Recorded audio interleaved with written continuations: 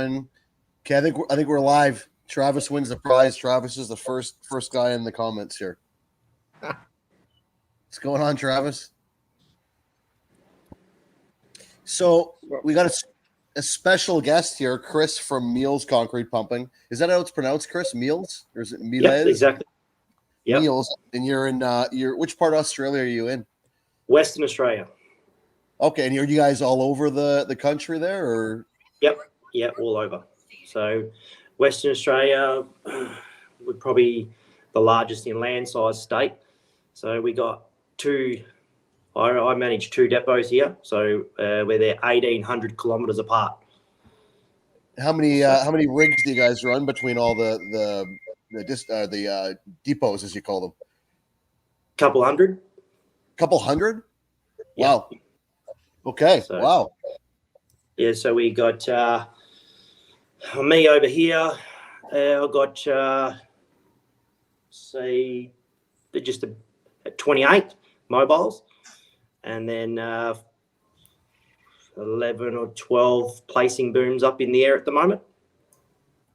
And how do you guys find it in your market as far as trying to find operators and employees right now out that way? Yeah, it's the same just about everywhere. You know, it's it's pretty difficult. So especially getting them to the younger generation coming through to train them, and that's the hardest part. So that seems to be worldwide. Everybody I talk to from everywhere says the exact same thing. Yeah, that is a challenge. You kind of you can only do what you can do. So it's pretty hard to kind of grow because it's hard to get new people through. We have to have a ticket over here, so it's a bit of a process to get your ticket. So it's to get that done. It's probably a good maybe 6 to 12 months. So they actually just implemented that here as well, and it's kind of the same process. You have to do a written test, and then you're supposed to do X amount of hours in the field, and then there's a practical component after that. And Dan, what would you say it is from start to finish? At least 6 to 12 months, right? Would that be fair to say? I'd say if a guy knew it was really competent, he could probably get through it in about 3 months to 4 months. But I think most people will take probably closer to 9 months, 6 month range, up to a year. Yeah, it's really changed the landscape of things. I think it'll clean the industry up a little bit, and I almost feel like it's going to have a reverse effect. Instead of deterring people from getting into it, it might lure them to it. Because the thing I always found is the younger kids would ask on a job site, they'd say, "Oh, what do I need to be certified to do that?"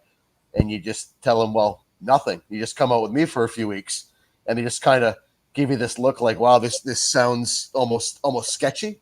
To an extent, whereas now I think it gets looked at as more of a legitimate trade or career path.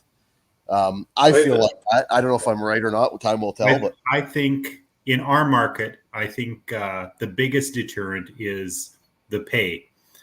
You get paid just as well to drive a mixer truck as you do to drive a pump. So why would you run a pump with all that extra stress and headache as a mixer? Yeah, that's the same as it is here. We have we have a line hand goes with the pump operator. So over here, you usually have to do a good a year on the line before you would be able to then go and operate and start operating the pump. So we had 2 guys go with the truck on every job.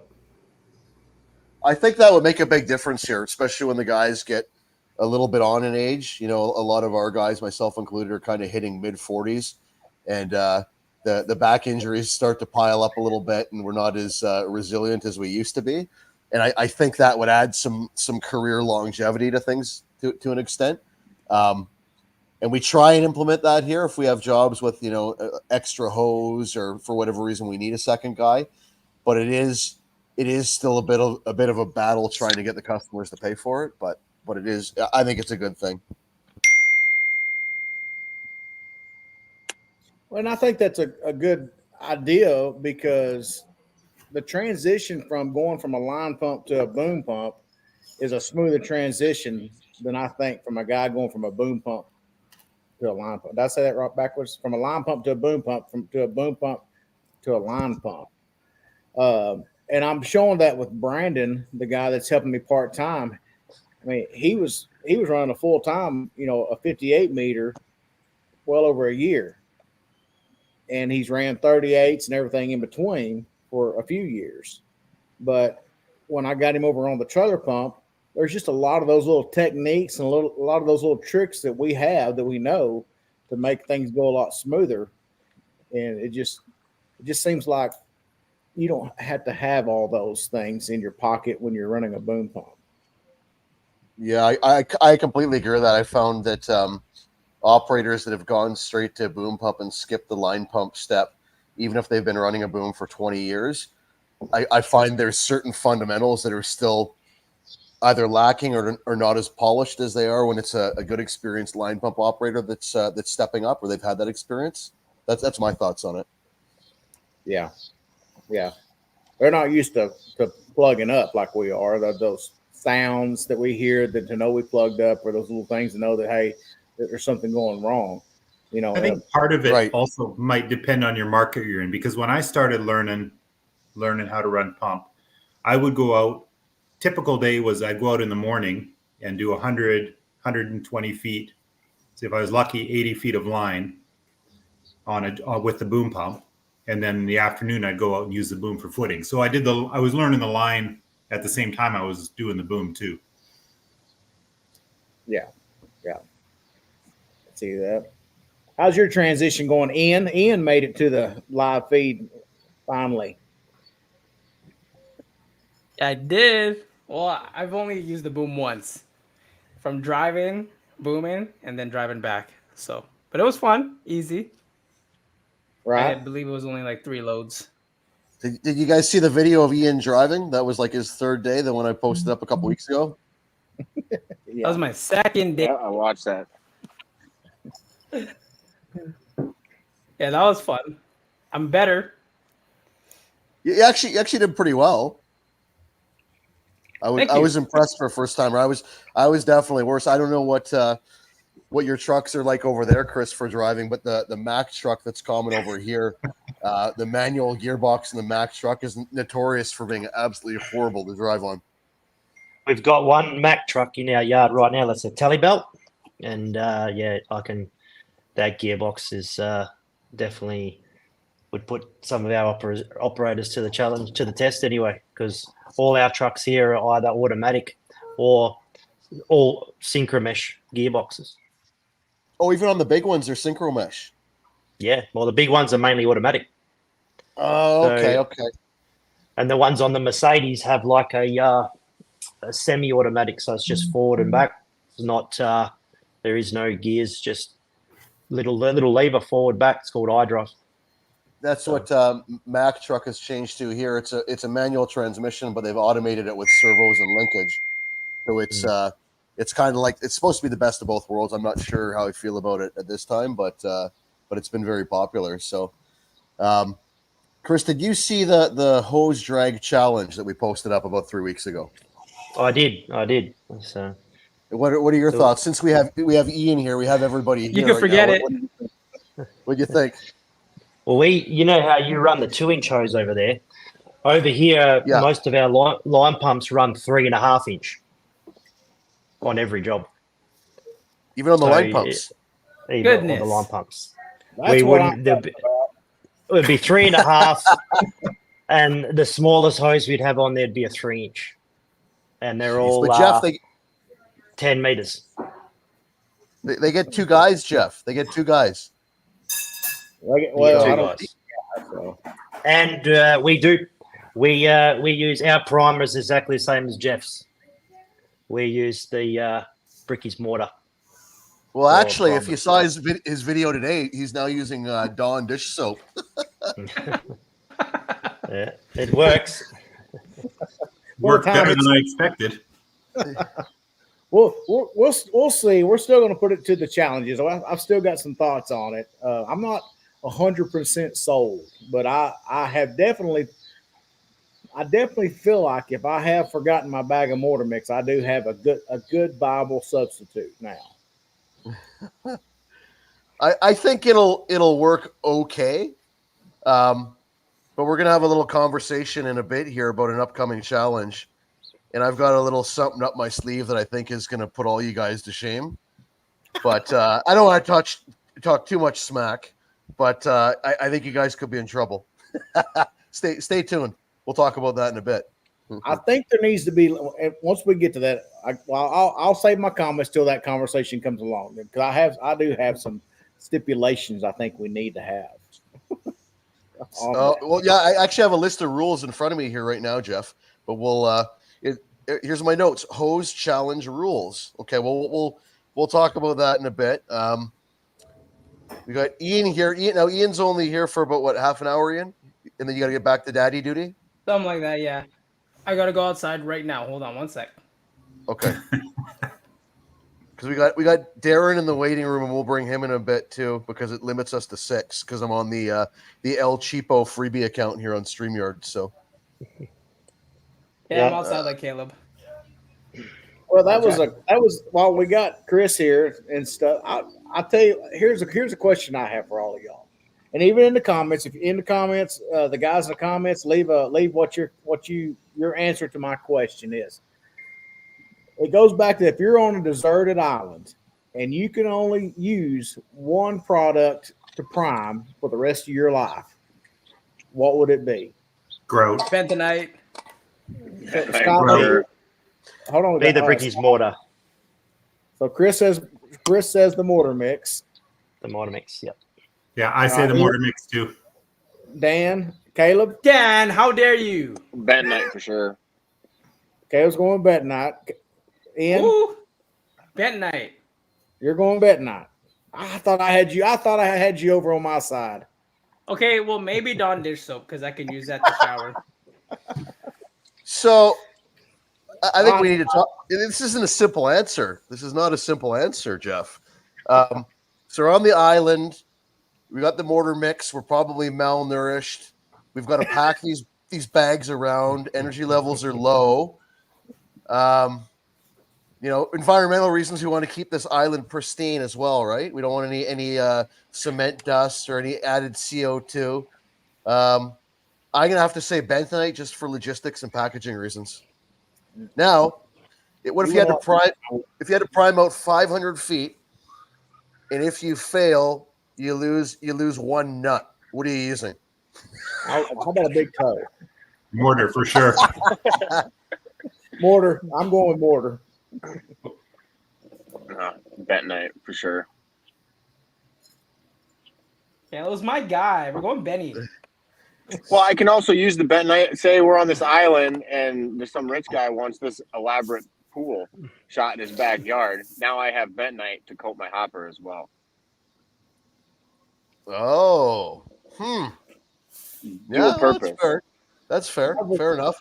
How's it look in the comments? What we got in the comments? We got Darren Prime Tech. I'm not sure what that is. What is Prime Tech? I think it's kind of like Slick Pack, ain't it? Yeah, I think so. Yep. So we got Travis with bentonite, Matt with mortar mix, 2 SBE Crete grout. Same as mortar mix. Eric is mortar mix. A lot of people are doing grout. Somebody's what are we doing wrong there, Scott? Somebody wants to prime with beer. That's just you're gonna get out of here. That's expensive. So, but I got to ask Chris, because Chris mentioned Bricky's mortar. So, Chris, Well, it's the same. It's the same as the mortar mix. So this will be my video tomorrow, part 2 of the pour that we did a couple weeks ago, where part 1 I failed miserably on the prime. I went to the hardware store to buy Portland cement, and I screwed up and I bought what they call mortar cement. Yeah. And it was freaking amazing. From what I could tell from my research, it's almost air entrained, and it has some sort of like possibly clay component to it. It's not as strong as Portland cement, but it mixed it up really fat and greasy. And to me, that is by far the best prime I have ever used. Yeah, we buy it in pallets, and it's in plastic bags too. So it's when it put it on the back of the truck, and if it gets wet, doesn't matter. Like the other paper bags, if it gets wet, it goes hard. But you Oh, it doesn't. can't suck back that way with a paper bag if you don't have it though. That's it. So it doesn't get hard when it gets wet. If it's in the plastic bags on the back of the truck, no. Oh, okay.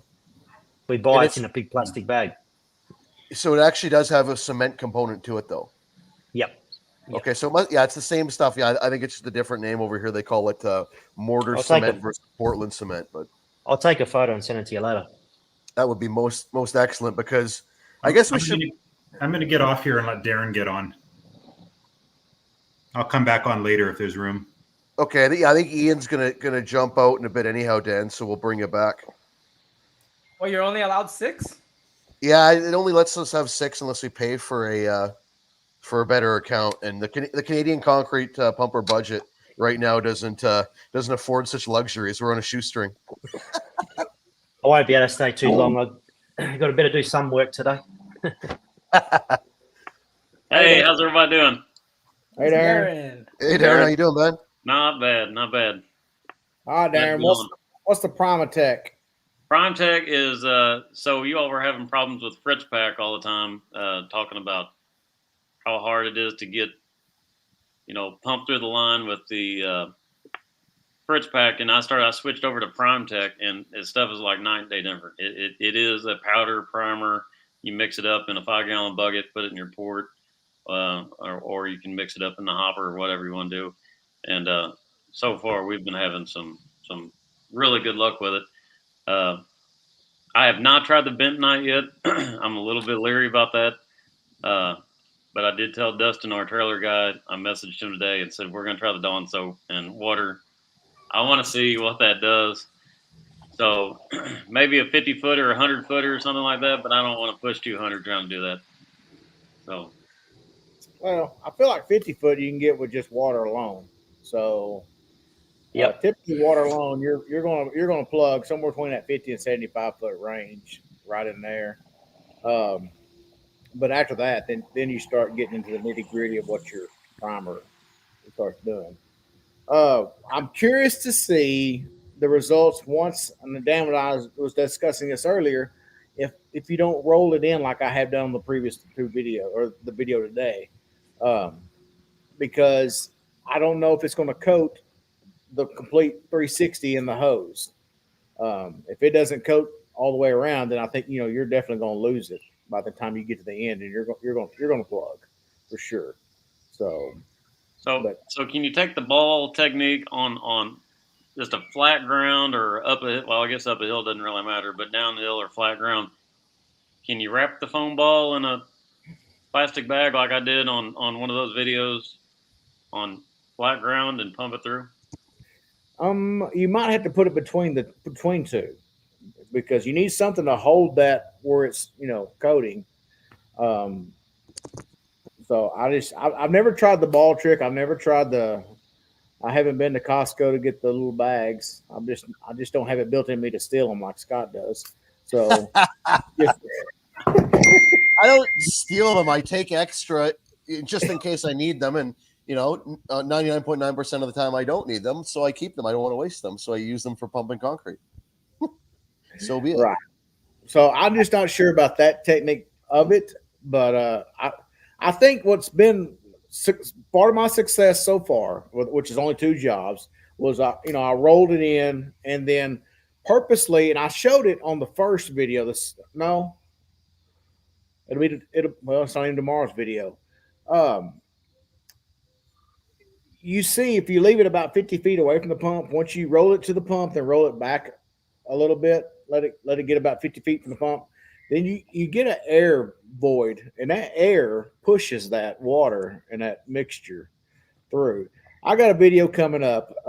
It'll probably be, I don't know if it'll be Sunday or not. It actually shows what I'm talking about when you get that air pocket in there.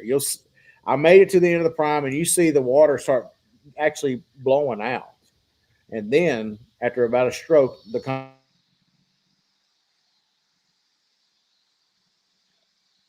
Oh, did we just lose Jeff? We might have. I believe I so. think so. He's up at the cabin there, or not the cabin, the lake house. He'll probably click back in here. What while we're waiting on him, Darren, I noticed that you used the ball and ahead of your primer there in a video a couple weeks ago, and it actually worked. The sponge. I have never been able to get that to work with our mud. Anybody else here tried that? The ball ahead of the primer, and did it work? Okay, I've never you tried put it. the ball and then the primer, and then you push the concrete. Yeah. So I'm going downhill, and then we actually had to go back up onto a suspended slab, and I believe we had 125 foot of line down, and I put the foam ball in that was wrapped in an old plastic bag, a little Walmart bag, and then I pushed it in there, connected everything up. The primer was in the hopper, so I just gave it some strokes forward, and then when the concrete got there, I went ahead and took off with it, and it, primed up, perfect. So. Oh, I did that one time too, but mine failed. I love your honesty. Mine was well, it was that job up in Coquitlam, the watershed, and we had 5-inch pipe. So I had a big hard 5-inch round ball, and they wanted to put it in before the grout. So we did that. I pumped the grout. I had like a half a meter of grout. I probably pumped only 3 hoppers worth because only 150 feet of 5-inch pipe.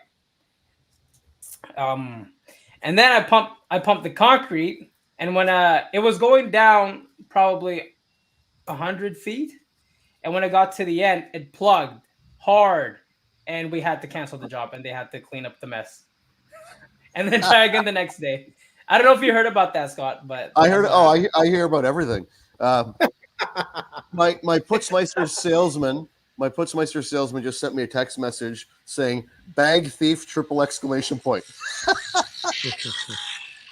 Man, I put a video out on TikTok like 2 months ago where I grabbed some bags from Costco and then used them to hold the prime back on a job, and just got chastised for being a thief. So it's kind of stuck with me. Jeff will never let me forget it. What about Double R? He says in Florida he's done 250 feet with water. I'm wanting to know, is he using an S-tube, rock valve, or a ball valve pump? What type of pump is he using? I hear a lot that the ball valve guys are able to use water. Do you know, Chris? Do y'all have ball valves pumps over there? Yeah, no, we only have the S-tube, but we only use water on all the booms. But we don't use need the ball or anything on the line pumps here. Do you guys still have the squeeze pumps down there, Chris? The squeezers? Yeah, some people do. They're not. They don't. You can't buy them like new, but a lot of the line pumps around town doing all the smaller stuff have rock valves, and the rock valve is kind of pretty common around here for all the smaller stuff. But I did a job about 2 years ago, and was downhill about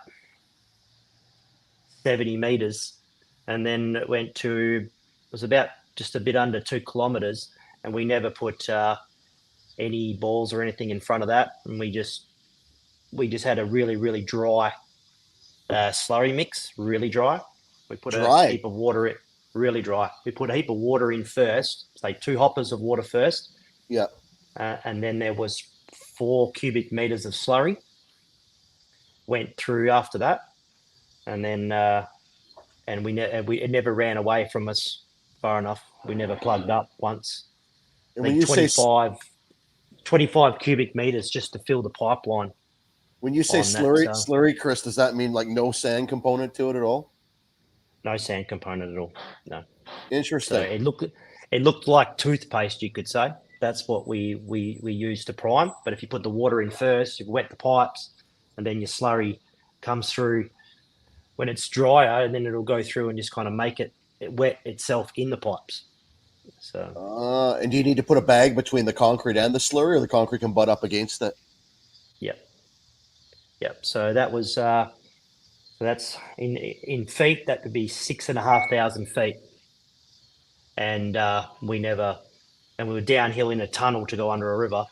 And we never had to ever put balls or anything in front of it, and we never lost it. And the concrete was probably 180, 200 slump with fibers. And we never had to put a ball or anything in front of it. And what did you guys and do it's to just blow out the pipeline, or did you just leave the pipeline buried? water wash? Oh, you We- did we water used- wash it. Yeah, so we did track slabs inside a tunnel for the rail, and as we had to, so the furthest distance, I think, was about 1980 meters, and we then worked our way back and did the track slabs. So we just water washed it the whole time. So we got all that concrete that was in the pipeline into the job. Took us just a bit under an hour to get the concrete from when it started going in the hopper to come out the other end. What machine did you use to push that? We used the only thing we could find at the time that had the most power was a Zoom line twin engine line pump. So it was I think 260 bar concrete pressure. And that was what we used to push that. And what is because the like twin 500 horsepowers on it or something? Something crazy?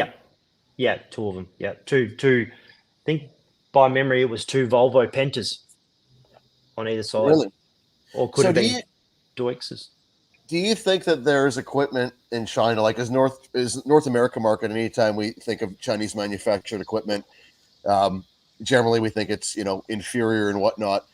But do you think that they have equipment over there that would that is superior to what's available to us here, and we just don't see or know about it, or we're too stubborn to adapt to it? What are your thoughts? Well, Chinese equipment, like that pump, for an example, we've got some of their placing boom gear with some Zoom line placing boom gear, 2 trailer pumps, and say 3 or 4 placing booms, and they work really well. We've 100%. We've never really kind of had much to do with their booms, the mobiles, but I do think they've got some equipment. We run all Junjins here, pretty much in my yard. It's 90% Junjin, and they are great. We never have any problems with them. But the Zoom line line pump was the biggest pump that we could find. That was a mobile, so the 2110 Molly. Just we didn't know if that was going to have enough power, but the Zoom line twin engine, it had. I had heaps up my sleeve if I needed to. What kind of pressure were you pushing on that job? Concrete pressure at the 2,000 meter mark, I think we're sitting on roughly around about the 200, and hydraulic, I think we're sitting around about nearly 300. What was the volume like? Like, is that 35, 40 meters an hour at that pressure? Or? Yeah, yep, quite easily. So at that distance, though, you just had to make sure that everything where the back end of that pump, once it got going, everything just wanted to twist. So we had to have everything, make sure it was bolted down pretty secure. We had another trailer pump which was next to it that we just used for the water washout. So when we'd finish pumping, we would put our bullet down, switch over to the other pump, which was already have the pigs in there, and had 2 10,000 litre water tanks next to it. And then we just pushed all that remainder of concrete into the job with the water. And then at the other end, we blew all the water back into the tanks, and we reused that water for the whole job. So. It sounds like the way you guys do things down there, Chris, to me is far more, should I say, advanced than what we're doing up here. I feel like our market, everybody's just so damn cheap. everything's so nickel and dime. Like it's tough to do things sometimes what I would consider to be the right way or the best way. And I don't know if that's just our market here in British Columbia, Canada, or if that's throughout a lot of the US as well. The biggest thing we have over here is the safety. Is like there's a lot of things that I've seen on a few videos, and that safety would pull us up over here and just like would really be like they getting to the point where these days it's the safety on all these job sites. So we have to 6 yearly certify our machines over here. So at the 6 year mark, when that machine's 6 years old, you got to strip it down. Every pin, every bush, you've got to crack test everything. You got to strip it apart. Where I don't think you have that over there, do you? No. Oh, not even. We see machines that are 25, 30 years old that are still out there every day. Most of the U.S. doesn't even have boom inspections ever. Yeah. In BC, boom inspections are pretty thorough. It's pipelines. Boom inspections for us. It's just taken upon ourselves to do it. So, only time a regulation comes in effect is if you have an incident and you don't have a current boom inspection, then you get busted. Other than that, it's the wild west when it comes to it. It's strictly up to us. We have a monthly inspection, a 12-monthly inspection, and we have to be registered with WorkSafe Australia as well. And your pump has to be design registered. There's that much involved in it. It's where the costs come up. So you just can't really be cheap because you've got so many costs to get your pump, on the road. That was my next question, Chris. I was going to say, do you think that weeds a lot of the potential riffraff out of the industry where you're at? No, it's only there mainly on the bigger projects. On the smaller housing jobs and that, it doesn't get policed. So doesn't get rid of any of the riffraff. It's still kind of there, but it just doesn't get policed on the smaller jobs. That's kind of the same as how it is here. The commercial work is much more heavily scrutinized. They don't. We call our safety authority is also called WorkSafe, and they don't have the time for the smaller guys. And I think a lot of the smaller guys can't appease what they would need, so it's just a headache for them. Where they can go after the more established companies, and levy a fine or whatever it would be, and get the proper paperwork done, and then they come out and they've done their job and carry on to the next one. Where the residential guys, I just think they're banging their heads against the wall. It's a lost cause. Not all of them, but there's definitely some out there. The big thing over here is the pipeline inspections. They've got to be done monthly, so you need a monthly inspection for your pipeline. That's probably the biggest one over here is pipeline inspections. Is that every pipe and every elbow, or just certain ones, or every pipe, every elbow? Every one, yeah. Really? Even on the high rise, jobs. Yeah, monthly inspections, the whole lot. So would that mean on your boom pumps when you guys are on single wall pipes, so you can use the ultrasonic and you don't have to pull everything, or no? No, we run all twin wall. You do still? We're twin wall all the way from the back end all the way. So on every machine. So, I have a video coming up that'll show you the difference between the twin wall and a single wall. Mike Setner did a really good job explaining the difference with the two. So that'll be coming up. Maybe this coming Thursday. I'll have that out. So it's on our high rise we use single wall. It's understandable why you'd want the twin wall, especially on high pressure stuff.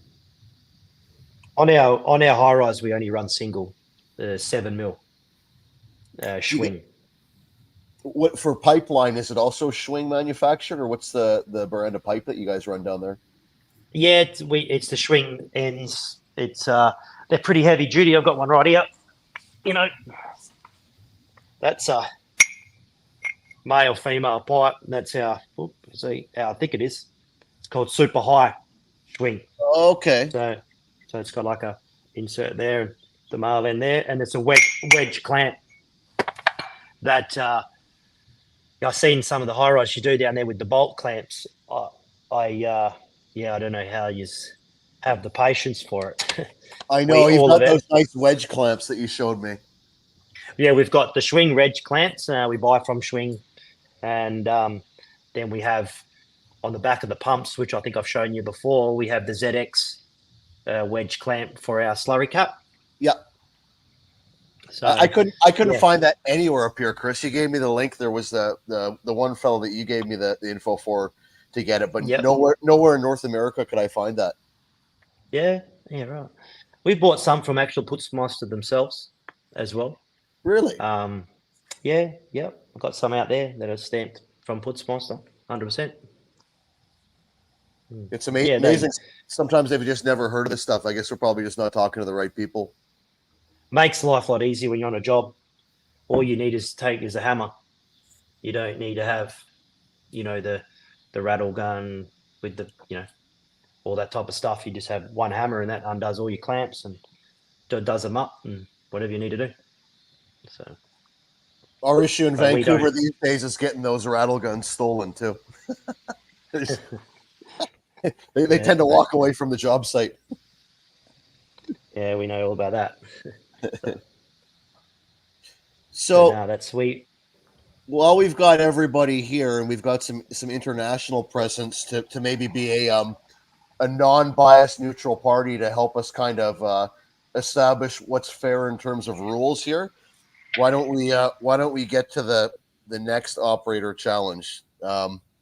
So here's my idea.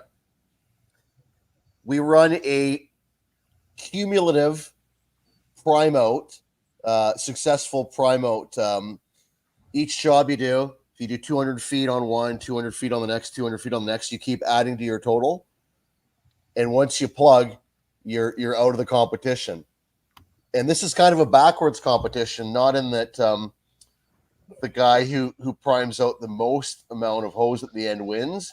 It's actually going to be the guy that plugs first and falls out of the competition first wins, but you're probably not going to like the prize. So what I'm thinking for rules is, and I made some rules here, and I know that we all have different mixes. Some of us run different sizes of line and whatnot. So I'll just bring up what I'm thinking here, but everybody kind of understands what I mean here, right? Every day when we prime, you don't need to do a full video. I know that's a little bit tough. If you can do a little short video of your prime would be great. I realize some job sites it's tough, so the honor system is going to fall into place quite heavily here. We all need to be honorable gentlemen here. What I've got for rules is, okay, here we go, hose challenge rules. Okay, here's the first question. And this is applicable to line pumping. I think it's fair to say this will only be applicable to line pumping. So do we need to put the primer in the elbow at the back of the pump, or are we allowed to first pump through our reducers off the back end of the pump, then put the primer in the hose and hook up? Or is that considered cheating? What's the consensus? I think it's whatever you're used to doing. Okay. I don't think it should be I don't think that should be a part of the factors because I do it different than what y'all might do it. So okay. I think it's as long as you put it in, you have to put it in, and it has to at least be in the first hose. Whether you put it in the pump like I do, or you just pour it into the head of the first hose, you have to put it in right there. You can't go down 50 feet, 100 feet, and put it in. You have to put it in at the pump. So Jeff, you don't think that we can put the primer in at multiple points if we've got like 300 feet of hose out? I can't put. No. Nope. Oh, come on, man. Nope. Everything goes in at the pump. I don't. And agree. no bags. You can't do your bag. No. Even though no, it makes you plug. not fair. Canadian concrete plugger. Chris, what do you think of this business? Only putting the primer in the first hose. What's your thoughts? No, I reckon that's probably the way you wanted to do it because it'd be no different than doing a high rise or even a mobile pump.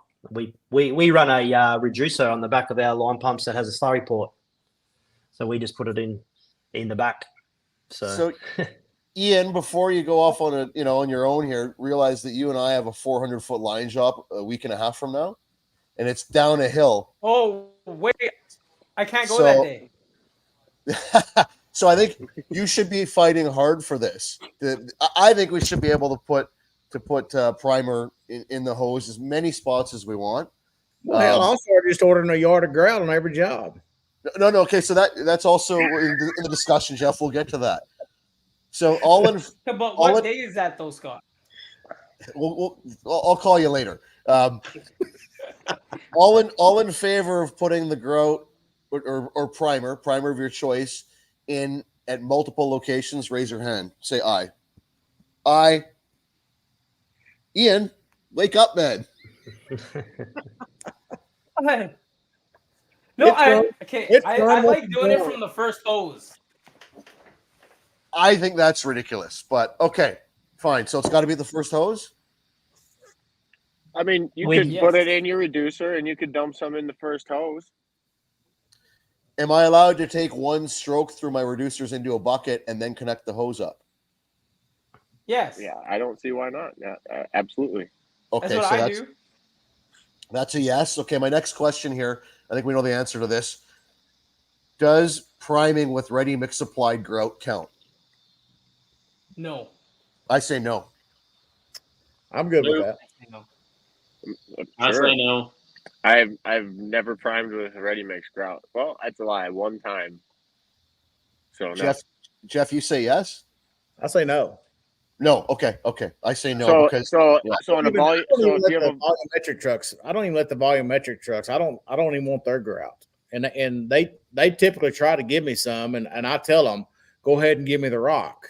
So, I mean, I'm good with what I got. Okay, so there's no grout allowed. It kind of brings me to my next question. Does placing boom count? No. No. What if I prime it with a bucket of bentonite? And that's it? Yeah. I want to be there for that, but yes, okay. I hope my brother's not watching this right now. Mr. Plugs is going to be there for sure. You're going to summon him. Okay, so You want to placing take a few rattle guns that day? placing Yeah. boom doesn't count. Okay. Okay, so I've got a rule. I got a rule I like to put in. okay. You can use no more than a 5-gallon bucket. Oh, come on. I'm okay with that. you can use more than a 5-gallon bucket. One 5-gallon bucket. That's got to No. be in the hose in or the elbow for No. us.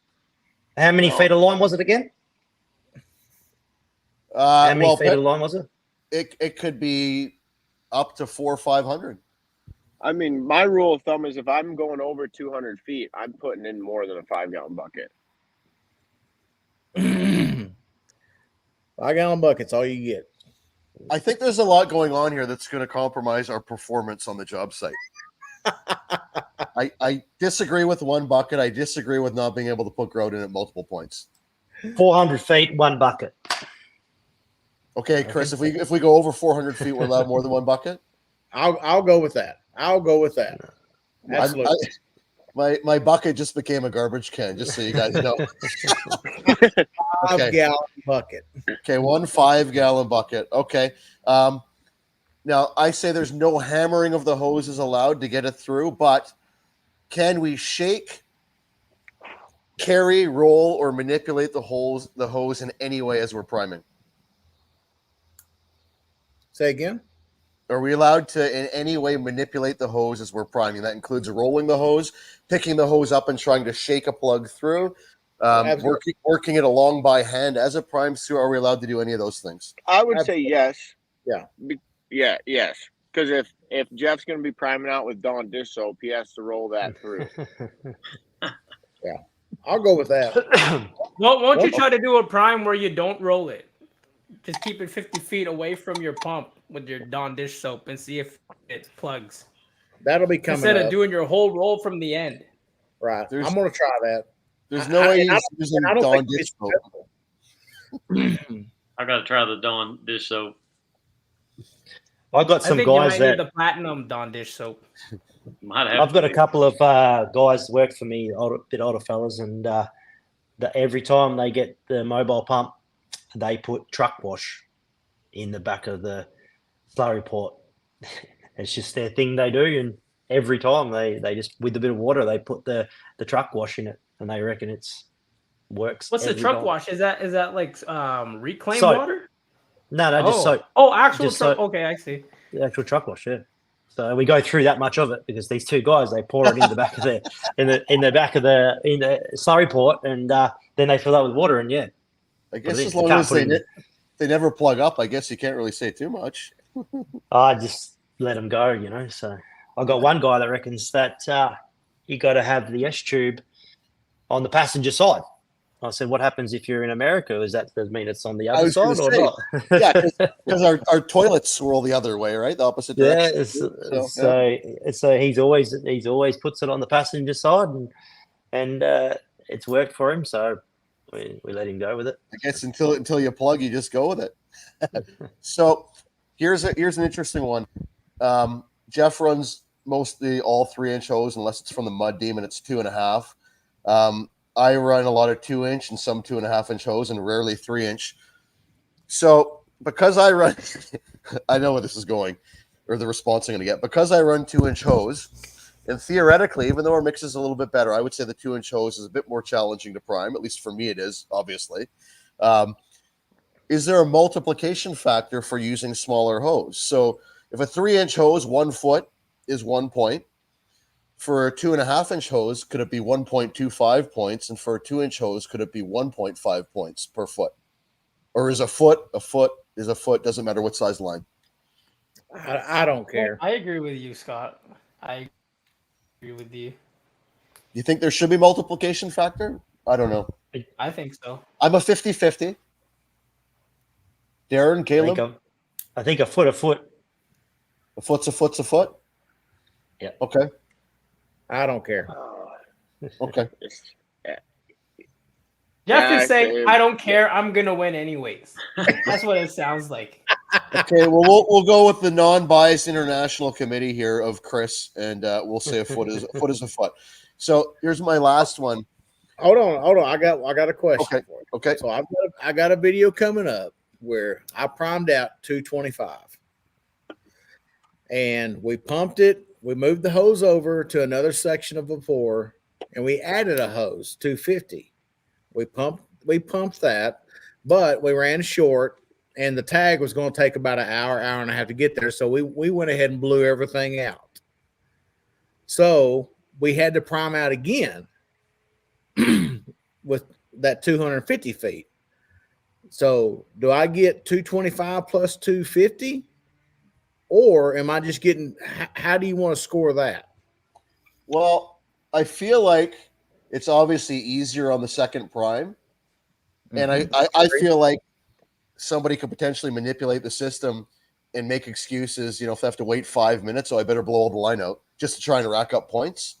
I don't think any of us are dumb enough to do that. I think there's enough honor in the group.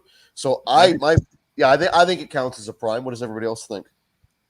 Maybe half, worth half. If 1 foot is a point and you have to reprime, I would say a half a point per foot, since you already have it kind of pre-primed already. Kind of mediocre primed. Yeah. I say one job, one prime.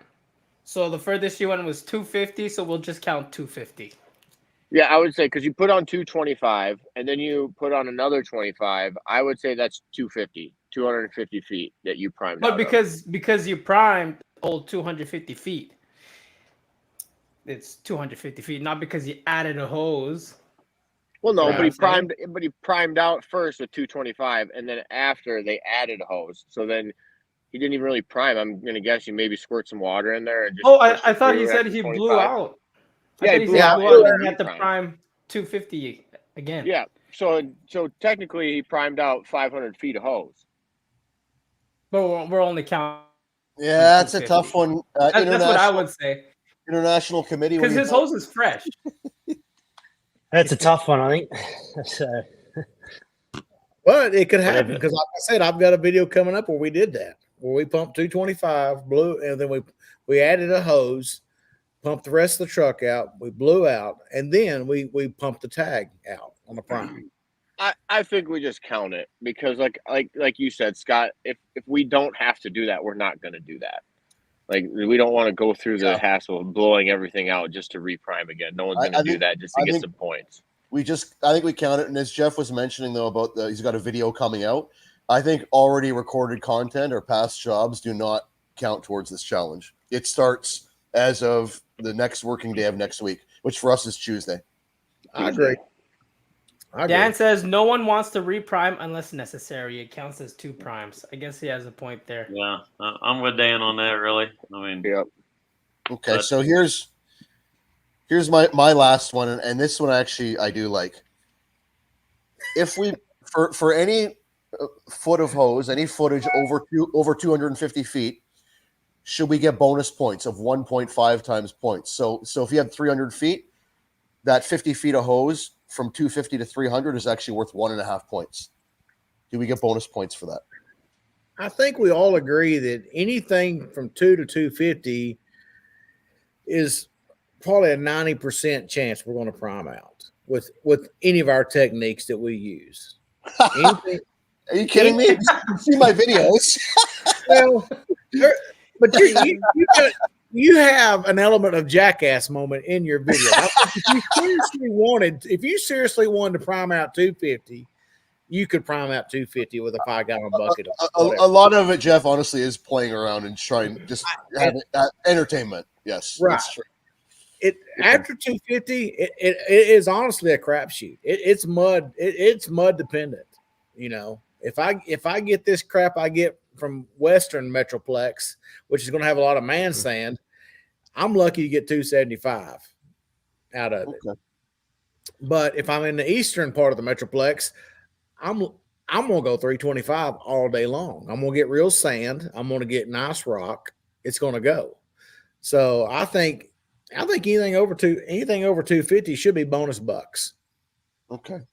So that being said, this kind of circles back to what I was saying before about being able to add grout at multiple points and whatnot, or maybe not priming the whole system at once. So if there's bonus bucks over 250, are we allowed to do the safe play and just prime 250 and then connect up to whatever's beyond that and carry on and have that is would it be 2 separate primes? Would it just be 1 prime? So there's, you get to roll the dice, right? You can go for the 400 feet or you go the safe play and take your 250 and then maybe you get no points for the other 150 or the other 150 is just counted as a regular 1 point per foot. What do you think? I'm sticking with Chris on the 400 feet 1 and 5-gallon bucket. Okay. I'm sticking with that. 400 feet, 1 shot. Yep. Okay. So 1.5 time points for anything beyond 250. We can agree on that. If y'all would like to, yes. I think that makes it fun. It has to be on video. It cannot be hearsay. It has to be video. Yes, I agree for that. Are we allowed to use plastic bags at the joints? Sponge balls in the hose, plastic bags, any of that stuff? Yes. Yes. I say big yes. Big yes. Yes.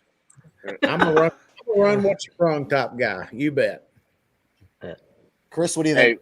Hey, we Yeah, can't add. okay, yep. I say we can't add it in different ports or at different sections of the line. We got to be able to do something. So I would definitely say ball or bag, whichever Okay. you prefer. But I can, just to reconfirm, I can take a stroke through my reducers and then hook up my hose and put my primer in the hose. That is Oh, hell allowed. no. You're not going to get that. We're not going to get that 2 gallons of rock and shit out of there first. Hell no. I'm not- You Oh, come connect. on, man. You connect everything. Oh, You connect it. Once the primer's in, it's connected. I feel like all these rules are being manipulated, that we have to do basically exactly but see- what Jeff but does and nothing different. That's how he usually primes out, though, is it not? You catch it, like that's just how you prime out, correct? You catch the first little bit. That's how Scott primes out. I don't. I connect everything and I hit go. Oh, same. I That's send exactly it. what I do. But for a long pull, I'll take a shot into a bucket, get rid of the first rocky shit, and then I'll throw my primer in the hose, and then if it's a long run. Well, I don't know. Okay. Okay. I'll bend. Whatever. If you need to knock the head off of it, go ahead. No, you know I feel what? like No, that's cheating. That's cheating. Okay, fine. Okay. I'm with Ian on that. That's cheating. Yeah. This is Even really though I gonna- have that 400-foot job with you, that's still cheating. I'm gonna have to build a prime. We used to have a short 4-inch pipe with a prime port, and when we were connected up to steel pipe off the line pump, I could dump my stuff in the port. We don't have that anymore. It's probably buried at the shop somewhere. Now I just use a bit of water and I prime through my pipe because I never really use more than like 50 feet anyhow, and then I'll put my primer in the hose. So this is really gonna throw a hitch in my. We have plan. one. Ours is connected to the reducer, the 5 to 4 inch reducer in the prime port, 4-inch. Right on the reducer. Yep. We need that, Yeah. Scott. And we Yeah. just got it's a 4-inch cap, goes on, connects it up, pour it in, send it. I like Okay. what Matt said. He's thinking Scott's he'll be carrying 3-inch from now on till this is over with. I'm not. You know what? Because if I have to do it all in one run, our 400-foot job a week and a half from now is all downhill. I don't like the 3-inch because it's tough to hold them. Yeah, the grout slides ahead. There's not enough resistance. So Yeah. I'm going to run. Ian and I are going to run all 2.5 straight off the back of the pump, 400 feet, all 2.5. I'm You okay just with run that 2.5-inch line, yes. On your 2.5-inch line, do you run the reducing ends or the straight ends?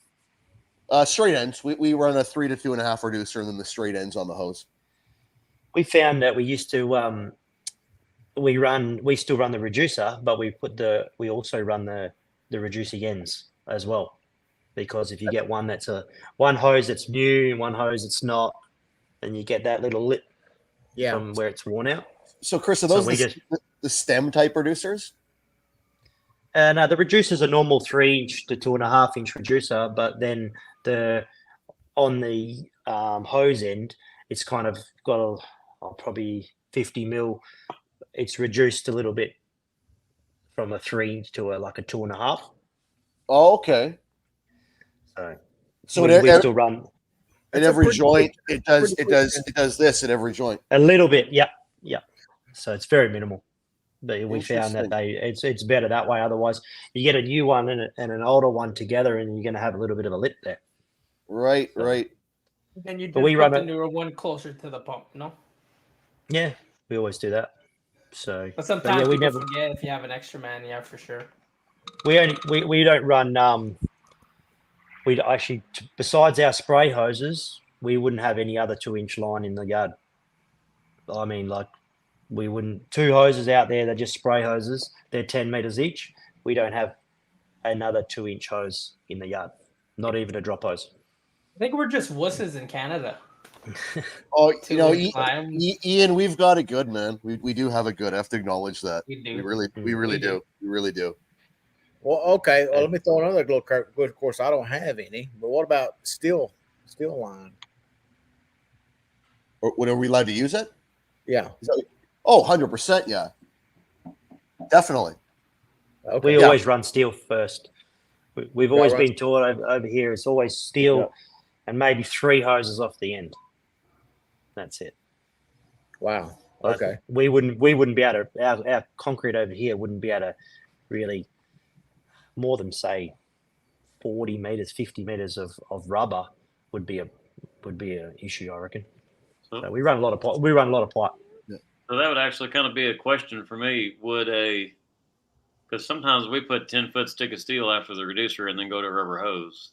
Is there a difference coming straight out of the reducer versus going through 10 foot of steel before you go into a rubber hose? I'm gonna stick with once you put the primer in, you clamp it shut. You're ready to go. I'm just curious, but I'm just curious to raise that question there.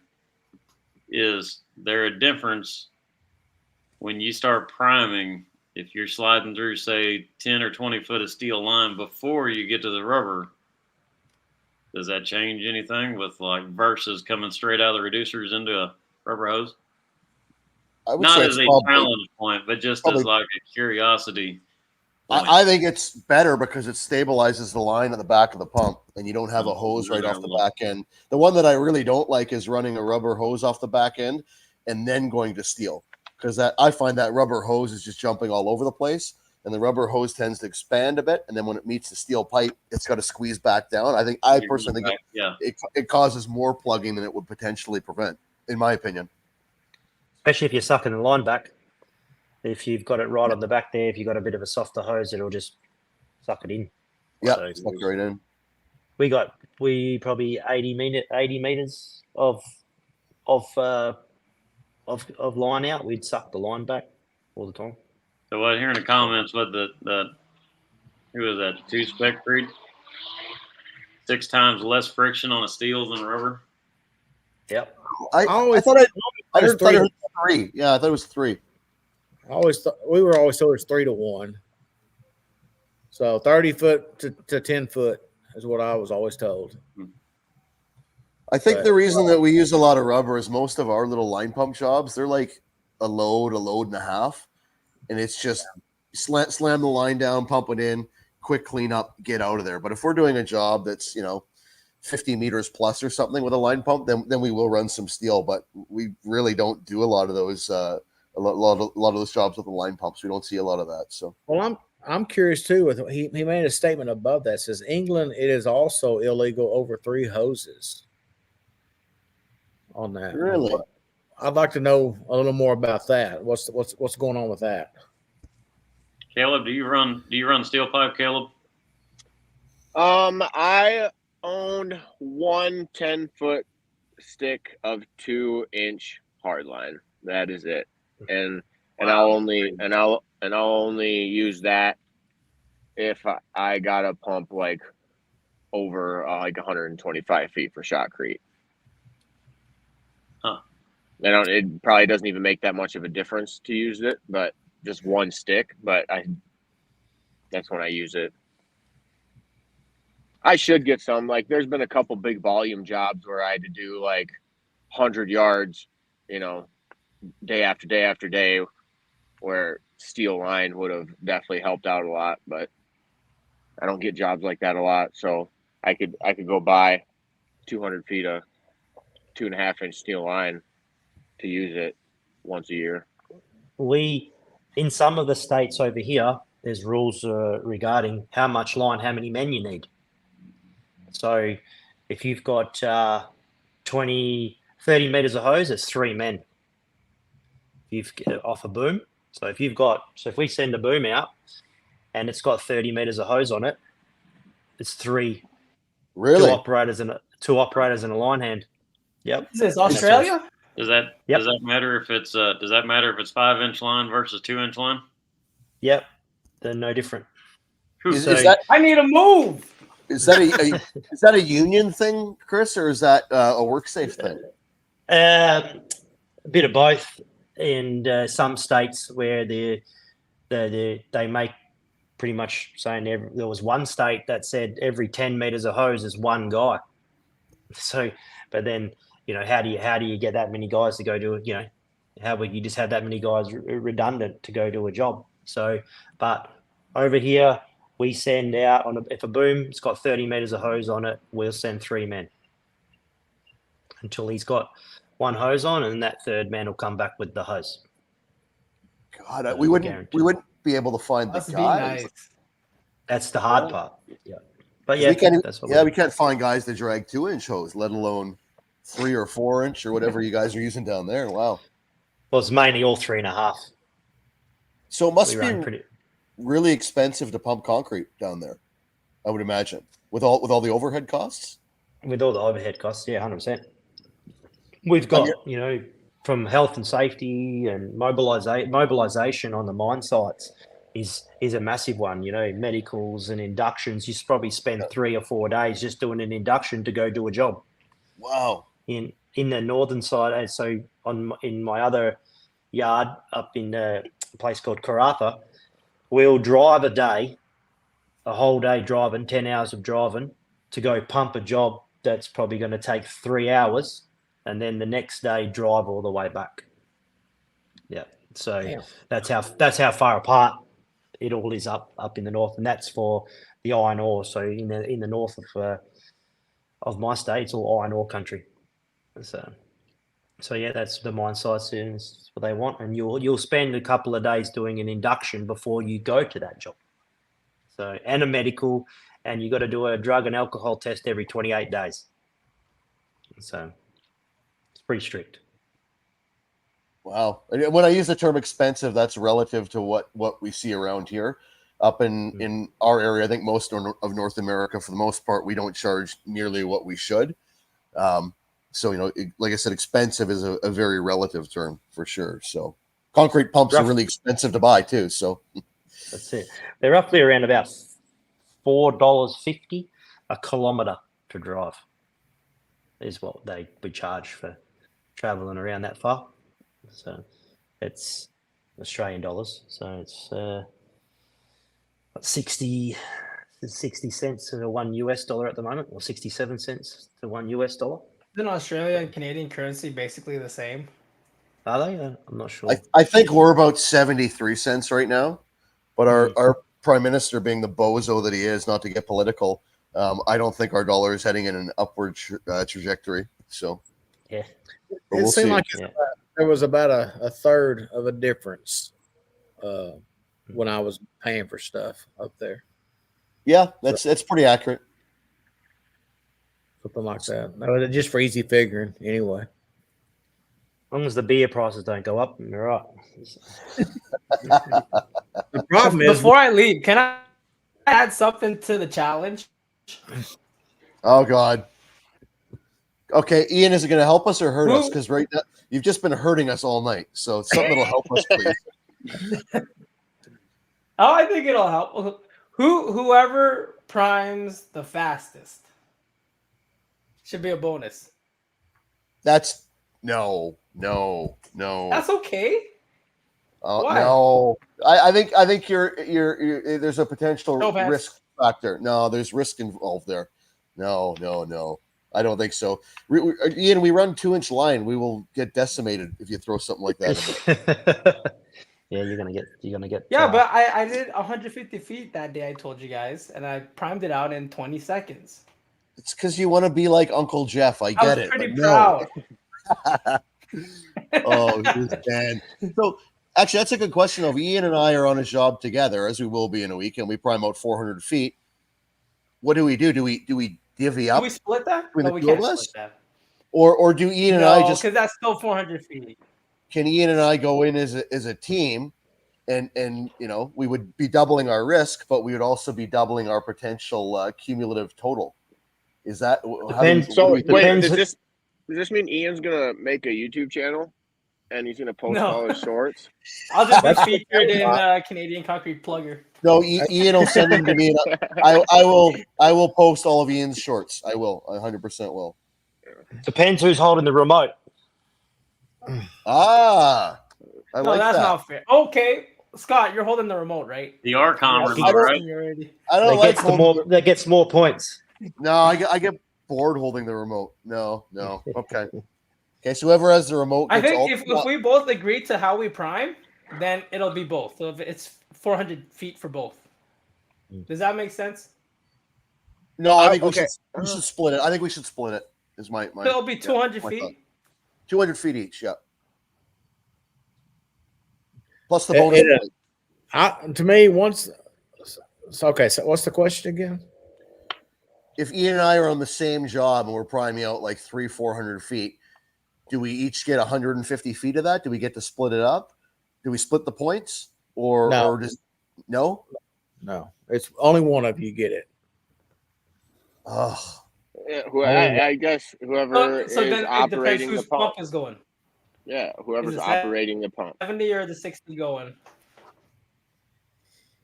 Only one. Well, Ian, we're using my pump. So, hey, gentlemen, I'm gonna have to go and do some work. So, it was good to talk to you all, and to see you next time. Thank you, Chris. Jeff and I are going to come see you one of these days, Chris, and maybe we'll try and drag my brother along too. Yeah, I can show you how to do this water washout. But I'm sure we'll probably. Are you heading to World of Concrete this year? Yeah, I'll be there. Yep. 100%. Okay, so I'm there Monday to Friday, so we'll definitely see you there again. Too easy. Sounds good. Perfect. Thanks for coming out, Chris. See you Appreciate guys. it. See ya. Take it easy, buddy. Yeah. See you. I was gonna say good night, but it's Australia, so that's like good morning, right? Basically, the morning. Yeah. So if Dan wants to come back in, I'll bring you back in, Dan. Jeff, your time in Canada, what did you think of it up here versus how you guys do things down there? What was different? What did you like? What didn't you like? You know, there's not a lot of difference. Seems like y'all's mud. Y'all don't deal with the size of material that I have to deal with that often. I'm sure y'all can get the size of material, but that was one thing. But really, I mean, it's pumping. This is Chris right now, right? Pumping's pumping. So why is Ian upside down? I was just gonna say, why are you upset? Because I was pretending I was in Australia. It's because he's doing his Pilates. He's doing yoga. I tell you the biggest thing I had to get over was trying to get a damn bag when I go to the convenience store. Oh yeah, tell me about it. But other than that, no, Canada was great. Vancouver's great. The fishing trip that Dan and I and Mike went on was a great time. I really look forward to coming back again. I don't know if it's just because I didn't have any responsibilities while I was there. I felt like it was a little more laid back atmosphere, which makes it a little more enjoyable when you're pumping. It's similar to how I feel like our Saturdays are when I'm pumping on Saturdays. It just seems like a little more laid back. Nobody's pressured up versus a Monday through Friday. And like I said, it may be because I just didn't have any responsibility, and I'm just more of a trained observer than anything else. Of course, you know, dragging hoses wasn't a problem until we got to the yard on the competition. But as far as using 2-inch line on jobs, I mean that's a cakewalk. We even, you know, I don't know of many pumpers that would intentionally lay out 50 more than they actually needed just for research purposes. And So, of course, we did that. I didn't mention it in the video because I don't like to mention, you know, whose house it is and whatnot in the video, but I think for live stream we can mention it. This was actually at a NHL Hall of Famer's house, who luckily was on vacation, and here we are figure eighting an extra 50 feet of hose across his lawn so we can do a stupid test. The whole thing was just dumb, and thank God it worked. So. Yeah. Right. So, you know, but that was good. You know, you talk about traffic. I didn't experience a lot of the traffic.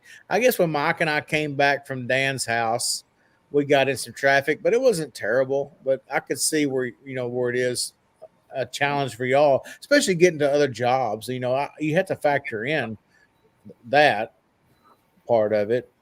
But no, it was great. I really enjoyed being there, and I look forward to coming back for sure. Yeah, it was a good time. I felt like it went by too quick, and we really needed a couple more days. I didn't really get to hang out with Jeff. Yeah, we didn't get to go out on a big boom job, which it was kind of crappy that we didn't get to do that. Yeah, a couple more days would have been good. I would have loved to have got a legitimate long line job, the three of us out on one. But you know, there's always next year, and I'll be heading down to Texas in October, so I'm sure we'll have some fun down there too. So, well, I stole him. Yeah, I stole him for a day to take. I stole him for a day to take him fishing, so that took him out of the mix for a day. Meanwhile, I was out at the airport with no extra help on like a 250-foot line job, and it's like 80 degrees in there, and Dan's got my guy out on a fishing trip. The one day I needed him so badly, and Dan stole him. Bugger.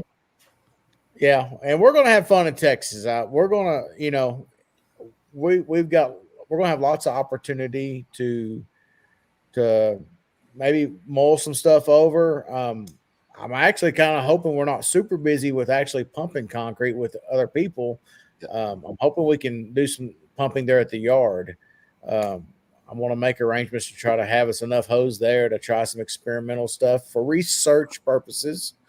And and try some things like that. So I want y'all to experience some big rock with man sand. I don't know if y'all get much of that there. No, So never. Yeah, it's definitely very, very rare out here. I think I did a 1-inch rock job 20 years ago. Was it through a line? That's the only time I seen it through a line pump. Oh, Yeah, I but did. it's I did 2-inch horrible. 2-inch rock through my boom pump the other 2-inch rocks? 2 years ago. Yeah, inch and 3/4 anyway. Is that the stuff from Rempel, the 40 mil, right?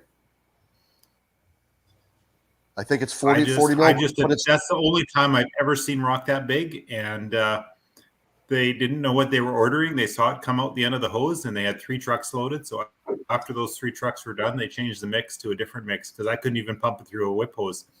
I had to just go out straight out the end of the boom. We took the hose off and taper off and everything. oh, And it that's was just coming out.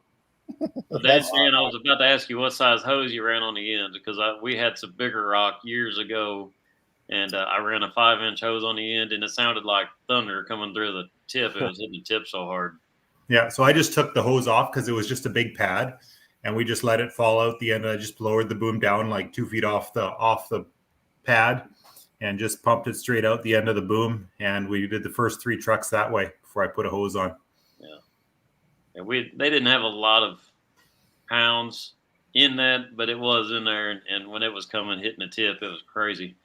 But I mean, sometimes that's what people want. But I think it was Lafarge, but it's a couple of years ago. My memory could be fading me on that. something I thought was really cool is Caleb sent me a mix design from up there this summer, and on that design it actually had Wholesome Cement from St. John, Missouri, which I was up there on that job site a lot. That's the largest single kiln cement place in the world, I believe it is. And yeah, that's pretty cool because Wholesome Cement around here, we got Wholesome, we got Bootsy.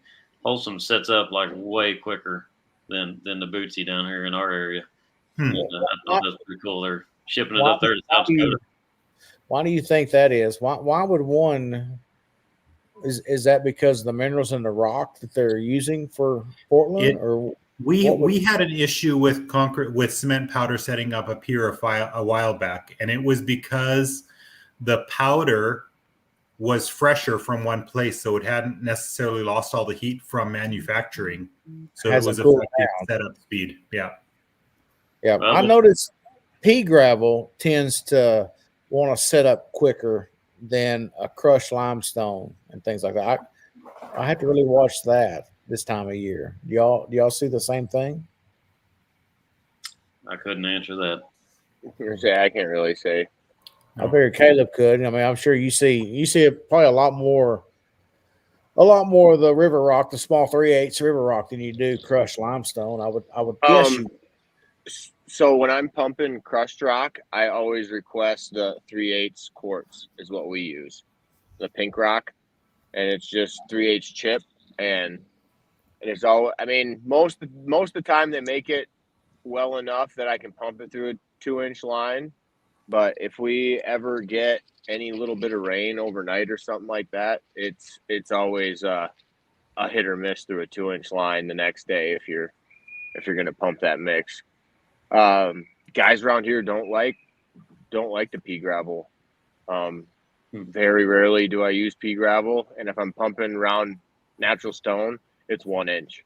I pumped 1 inch. The last video I posted yesterday on that cattle farm, that was 1 inch natural stone with a few bigger pieces mixed in there for sure. I believe that's what you sent me the design on, Caleb, was the 1 inch. And we actually took a regular 6-bag mix around here and we cut the rock. We cut the rock 100 pounds, and believe it or not, it pumped 2 out of the 3 times. Now the third time that it did not pump, I was not on the trailer that day. It was Chris on there. So, but that was through a 2.5-inch hose. So that was. Yeah. I have noticed that I think when you get up to that bigger stone, I mean, just even if it's just a little bit too much stone, you're going to notice it. Like I plugged up on that farm job, I plugged up. A lot of the plugs were like right at the tip, so you could just take the hammer and hit it a couple times, and it would just come out and keep going. But I plugged up in the hose, you know, in the middle of the hose 2 or 3 times on that job, just because every once in a while you'd get one rock that was like 1.5 inches, 2 inches through a 2.5-inch hose, and if it was just turned just the right way, it would get plugged.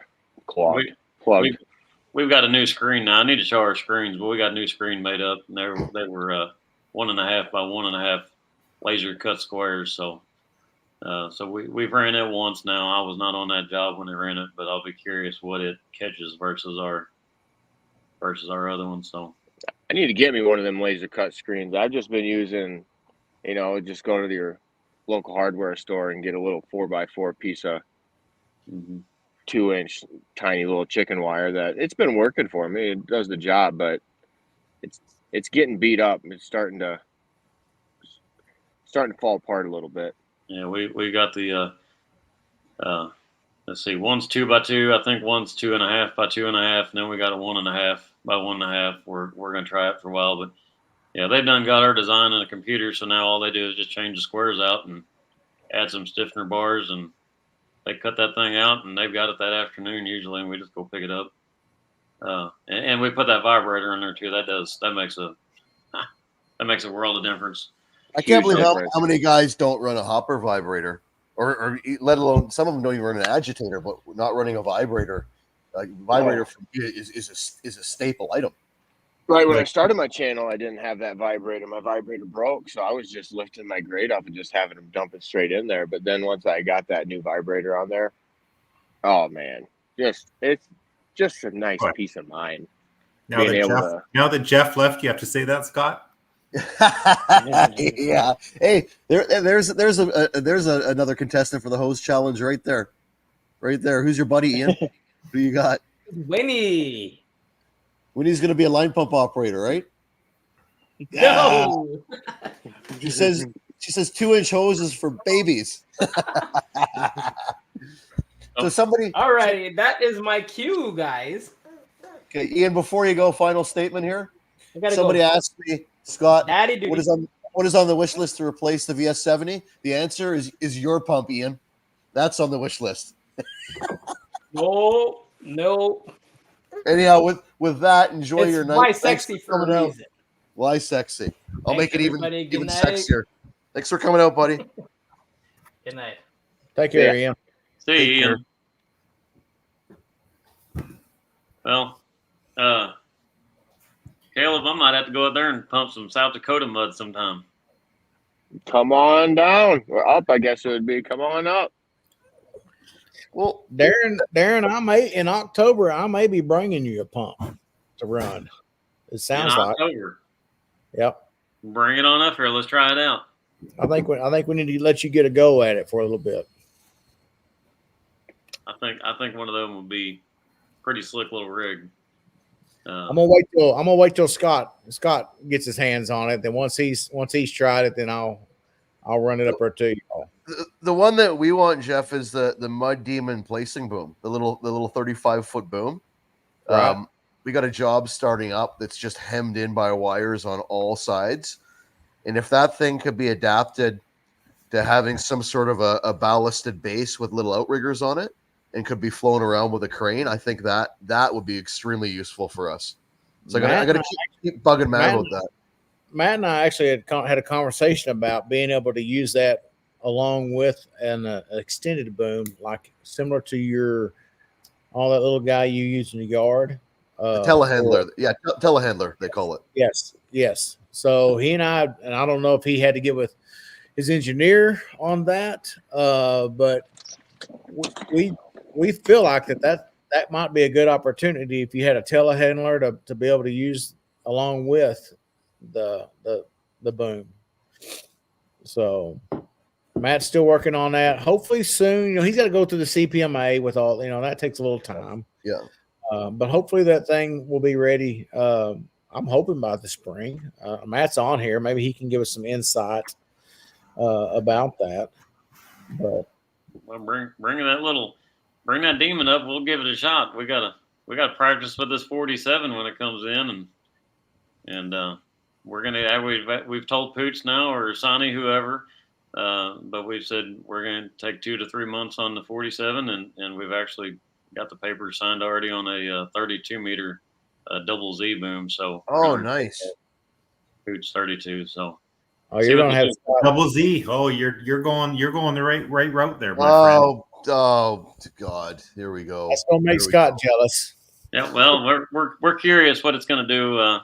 Versus the 9-inch barrels we got. Those are 10 1/4, I believe, on that Saney pump. So I don't know. We'll see what it does. I'm sure the bigger kit's just fine, but some of the mixes around here, I'll be curious how it makes that transition up onto the deck. So, but yeah, I'm definitely we're ready for it. Which I won't be in the 47. They're going to keep me in my baby. So that's my old 38 meter. My old green truck that Scott's trying to take from me. Going to say, Darren is going to subtly throw in. Have you looked at the 39 meter Sandy? It was at the World of Concrete last year, as well as Canadian Concrete Expo, and Dan and I climbed around a little bit. That is a very nice looking machine. That 39 meter Sandy, I like that one. I do have my eye on that one. But you should get it first, then I can have your old 38 with the automatic. Well, that automatic's nice. I will be curious how that Sandy does. So it's on a Kenworth cab, and it does have the Allison transmission in there. And T880. I couldn't tell you exactly which one it is. I know it's got the Allison. I'm not sure exactly which model transmission, but it'd be the 47 meter and the big pump kit, I guess, is what they run on all those trucks right now. So. I don't know. We'll see what happens. I'm curious. I'm very, very curious. We did go down to Birmingham, Alabama, and watch one, and I was actually really impressed at how well the truck was pumping. So, and he wasn't pumping anything wetter than what we would or drier. It was kind of mediocre, 5 to 6 inch slump. So, I don't know. Yeah, I saw that video. It looked pretty nice. Yeah, you're gonna love that Kenworth. That's another thing. When Scott gets down here, is I'm gonna let him take our Kenworth around the block. It's night and day difference from those MR cabs versus conventional cabs that they. Yeah. I had the Kenworth cab on one of the trucks that I had got when I got it new, and that was a beauty chassis compared to the Max.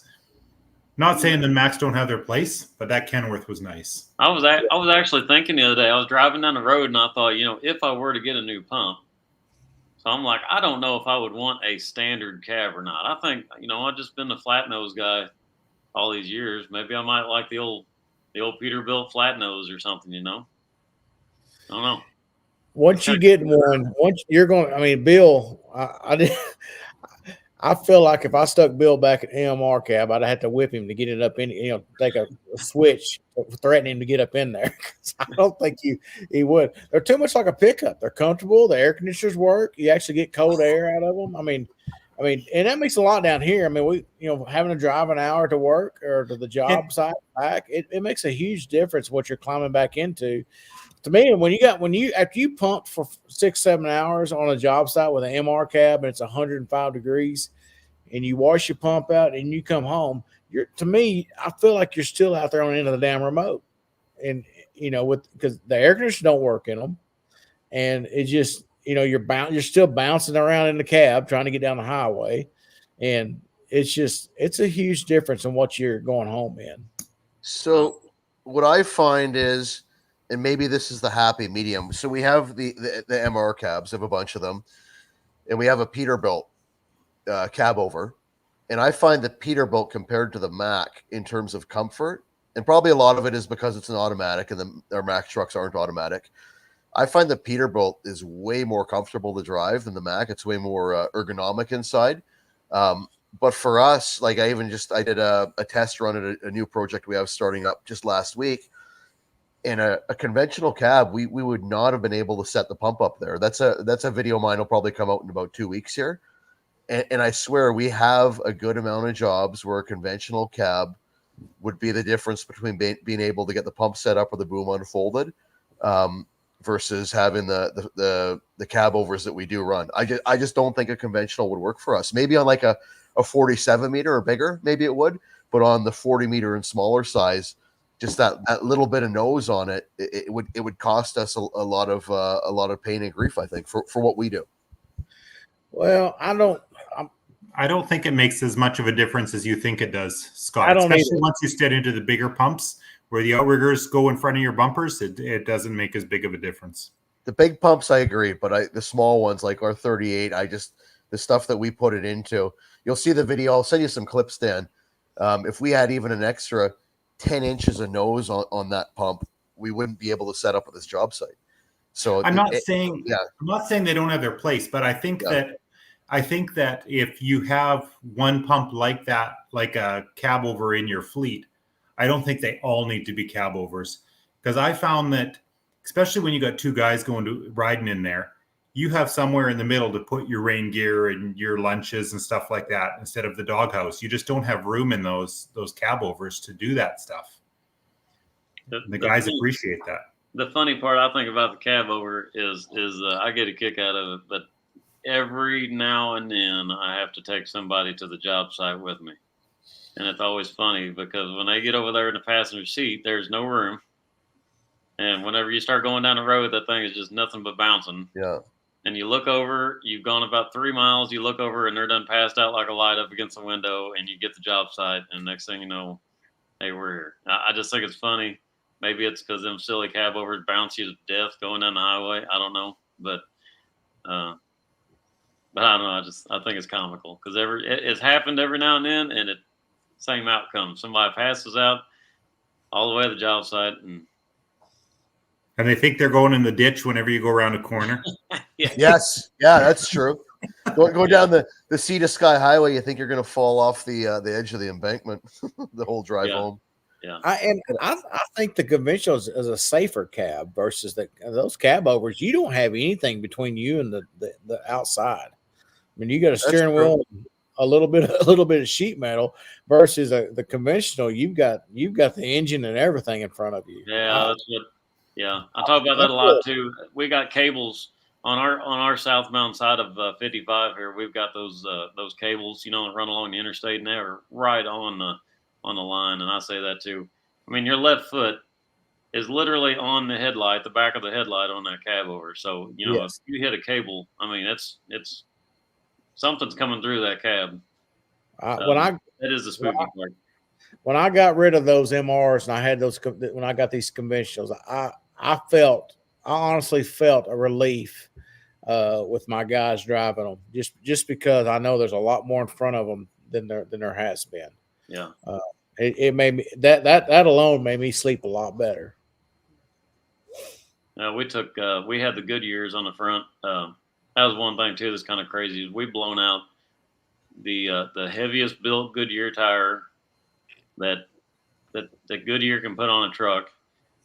We have blown out 3 of those now, and when we blew out the third one, we took the truck down, and they said that they were having those Goodyears that were popping as they were airing tires up sometimes, what the tire shop told us. So it was the very next morning. I took every truck down we had, and we put all Michelin tires on the front, because you sure hate to be going down the highway with a minivan full of kids or something right beside you and blow out a tire and wipe out so I'm just I'm not a believer in Goodyear right now at this point. So I'm going to stick with what the tire shop tells me, and the stoutest tire they can get. So I've been fortunate to never experience a blown steer tire, but I've heard it's a horrifying experience. Yeah. So I actually had one on the 38. I was actually doing 55 mile an hour, and when it popped, I did not know what happened. I don't know if it's because of the weight hanging off the back of that 38, but I actually opened up the window and I looked out the window trying to see what the crap happened, and that's when I realized my driver's side steer tire was down. But like I say, now Greg, he had one at 32 meter, it pulled him all around on the road, but he's also on the interstate, so I'm sure he's running 70 mile an hour. I mean, it's one, it's going to happen sometime or another, but just keep your tires up to date and keep good ones on there. And do you find, Darren, when the weather gets hot in the summertime, peak heat, airing them down a bit, because I noticed the tire pressure can go up by like 20 psi when we get into a heat wave, and if you don't air them down a bit, that's when we notice the tires start to blow. That's when it gets real hot.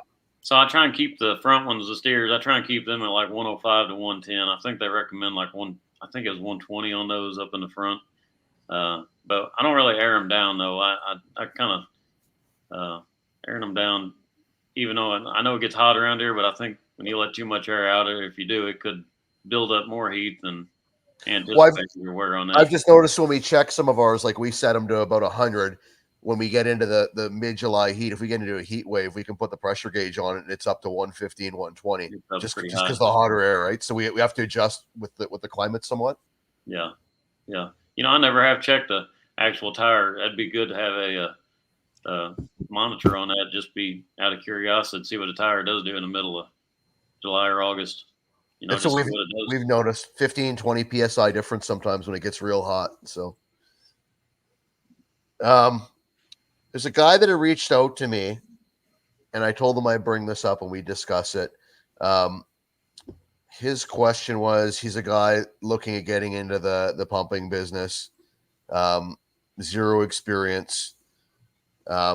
His question is, so I'll go through them here. I won't say where he's from. He says their mix is 3/4 aggregate. What line pump would you suggest? Should I lease or purchase? The lease or purchase thing, I think, is so individual. We'll just stick with what pump. What pump would you guys suggest for somebody that's going to pump 3/4 mix for a line pump for getting started?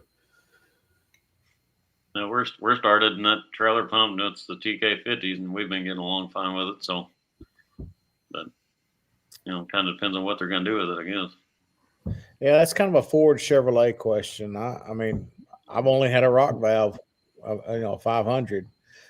This Mud Demon is my first S tube type machine, and I haven't had any issues with it either. So I think it's just depend on what you're comfortable with running and I think it's also depends on how well you maintain it. Exactly. Yeah, exactly. 100%, yeah. I will tell you this right now. When it comes to wear parts, I want my 500. Yeah. It is so much easier to replace wear parts in that thing versus my boom with the S tube. I think what I would say is either a Putzmeister 1004 is what they call it now. It used to be called the TK40, or a Schwing SP500. And I say those two because they're below the 75 horsepower threshold. Once you get over 75 horsepower, you've got to run a DEF fluid. If you're below that, there's no DEF system. So from what I understand, they're much more reliable. You don't have that potential downtime because of the DEF system. And if you're first starting out and it's your only machine, that downtime will kill you. We've had our pump, Ian's pump was down for almost 3 months because of the DEF system. So I would say 1004 Schwing SP500. I don't think you need the volume unless you're doing big commercial work. When you start out, you're probably not doing big commercial work. So those would be the two machines that I would suggest. Unless you're going to get into shotcrete or something like that, then it's a whole different ball of wax. But that would be my answer. Yeah, if you could avoid the DEF, that would definitely be a plus. Yeah, for sure. And if you're not buying brand new, there's a good point here. 2SPC Crete says pre-2006. I would agree with that. They're a much more simple machine. But I will say the advertised pricing on used trailer pumps now is ridiculous. I've seen 2005 machines. They want 60 grand for them. You can buy a brand new 2024 for not much more than 100 grand. So to me, I would personally, I would go brand new, but that's just, yeah. Maybe we need to sell the green rocket and get a brand new one. Well, I think what people are advertising for and what they're actually getting for them, in my opinion, it's got to be two different things. Yeah. I think a lot of people are still in pie in the sky COVID pricing world, right? I wouldn't expect it. I mean, I've been seeing pumps similar to mine that are 10 years old that are advertising for basically what I give for mine brand new. I give $63,000 for my pump in 2013, and I'm seeing $60,000 on these prices for them. as an owner, that's great, but I just don't think that's realistic. I mean, I think my pumps probably should be somewhere around 45 to 50 is what that pump should be if it's been taken care of and everything's good on it. But I guess the other way to look at it with inflation, that 63 grand in 2013 is probably like 40 grand now, right? And if they're rebuying, they're paying 105, 110. So there's a little bit of that component, but I still agree. Like it's crazy to me. It should be a $40,000 pump, 35 or 40 grand. But I don't determine the market. So, well, if somebody wants to give me 60 for mine, I mean, get your ass up here. Come get it. Yeah. I'll take it. There's a good one. I have zero experience running the machine. Should I work for a company to learn the ropes before jumping in? 100%. Hell yes. Hell Yeah. yes. If you don't, you're in for a world of hurt and you're going to lose your shirt. So, And I've got a guy that I'd like to bring on that has basically done what I've done in the past, and that's gone and buy a pump and started out. If y'all would like to bring him on here, maybe for some questioning, see how things are going for him. That would actually be really, really good, Jeff. That would be very interesting, I think. I'll send him a link and see if he'll hop on here. His name is Eric Roselle. So we'll bring him on. He went out, he came out, he contacted me, he'd watched our videos, and he basically contacted me and wanted to come hang out on one of the job sites and check things out. And 2 weeks later, he went and bought a pump. So I think he's done 2 or 3 jobs since, and he's working on some more jobs right now. So I just sent him a link, so hopefully he'll hop on here pretty quick. How do you handle pricing and bidding for jobs? Charge as much as you can while still being as busy as you need to be. If you're too busy and turning a bunch of work away, you're probably not charging enough money. I don't know. That's my 2 cents. That's a tough question because guys that have the experience, they can turn a hard job into an easy job, and somebody else comes along and could turn that same job into a nasty job. But they're trying to charge the same price. It's a lot harder for that other guy, a second guy, to make the money.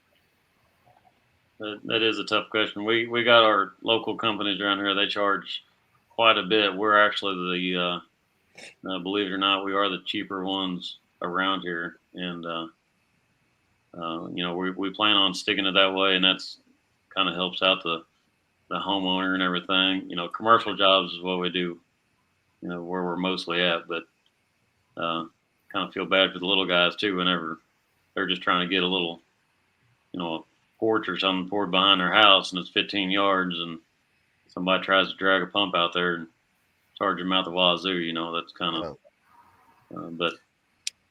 but we're basically all, for the most part, we're all commercial. So, what is there now? 97 of us, I think, running around. So it's just hard for us to even kind of keep up with our own crew, more or less, trying to stay with everybody else.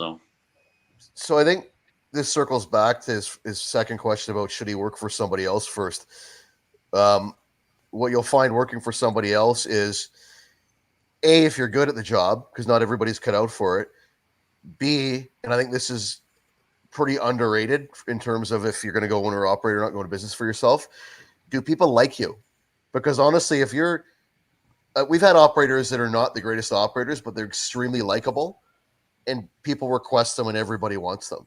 I think as an owner operator, can you sell yourself just by being you? If you don't have the personality for it, you're probably better off just to stay working for somebody else. But if you find that you're getting requested and people are happy to have you on the job site and obviously happy with your performance, it's a pretty good sign. So I think that's the benefit of working for somebody else, is you can determine if you're cut out for the business and also if the business is cut out for you, is my opinion on it. So I definitely agree with you there. It's your personality, I think, affects a lot of who you're going to continue to do work for. Definitely.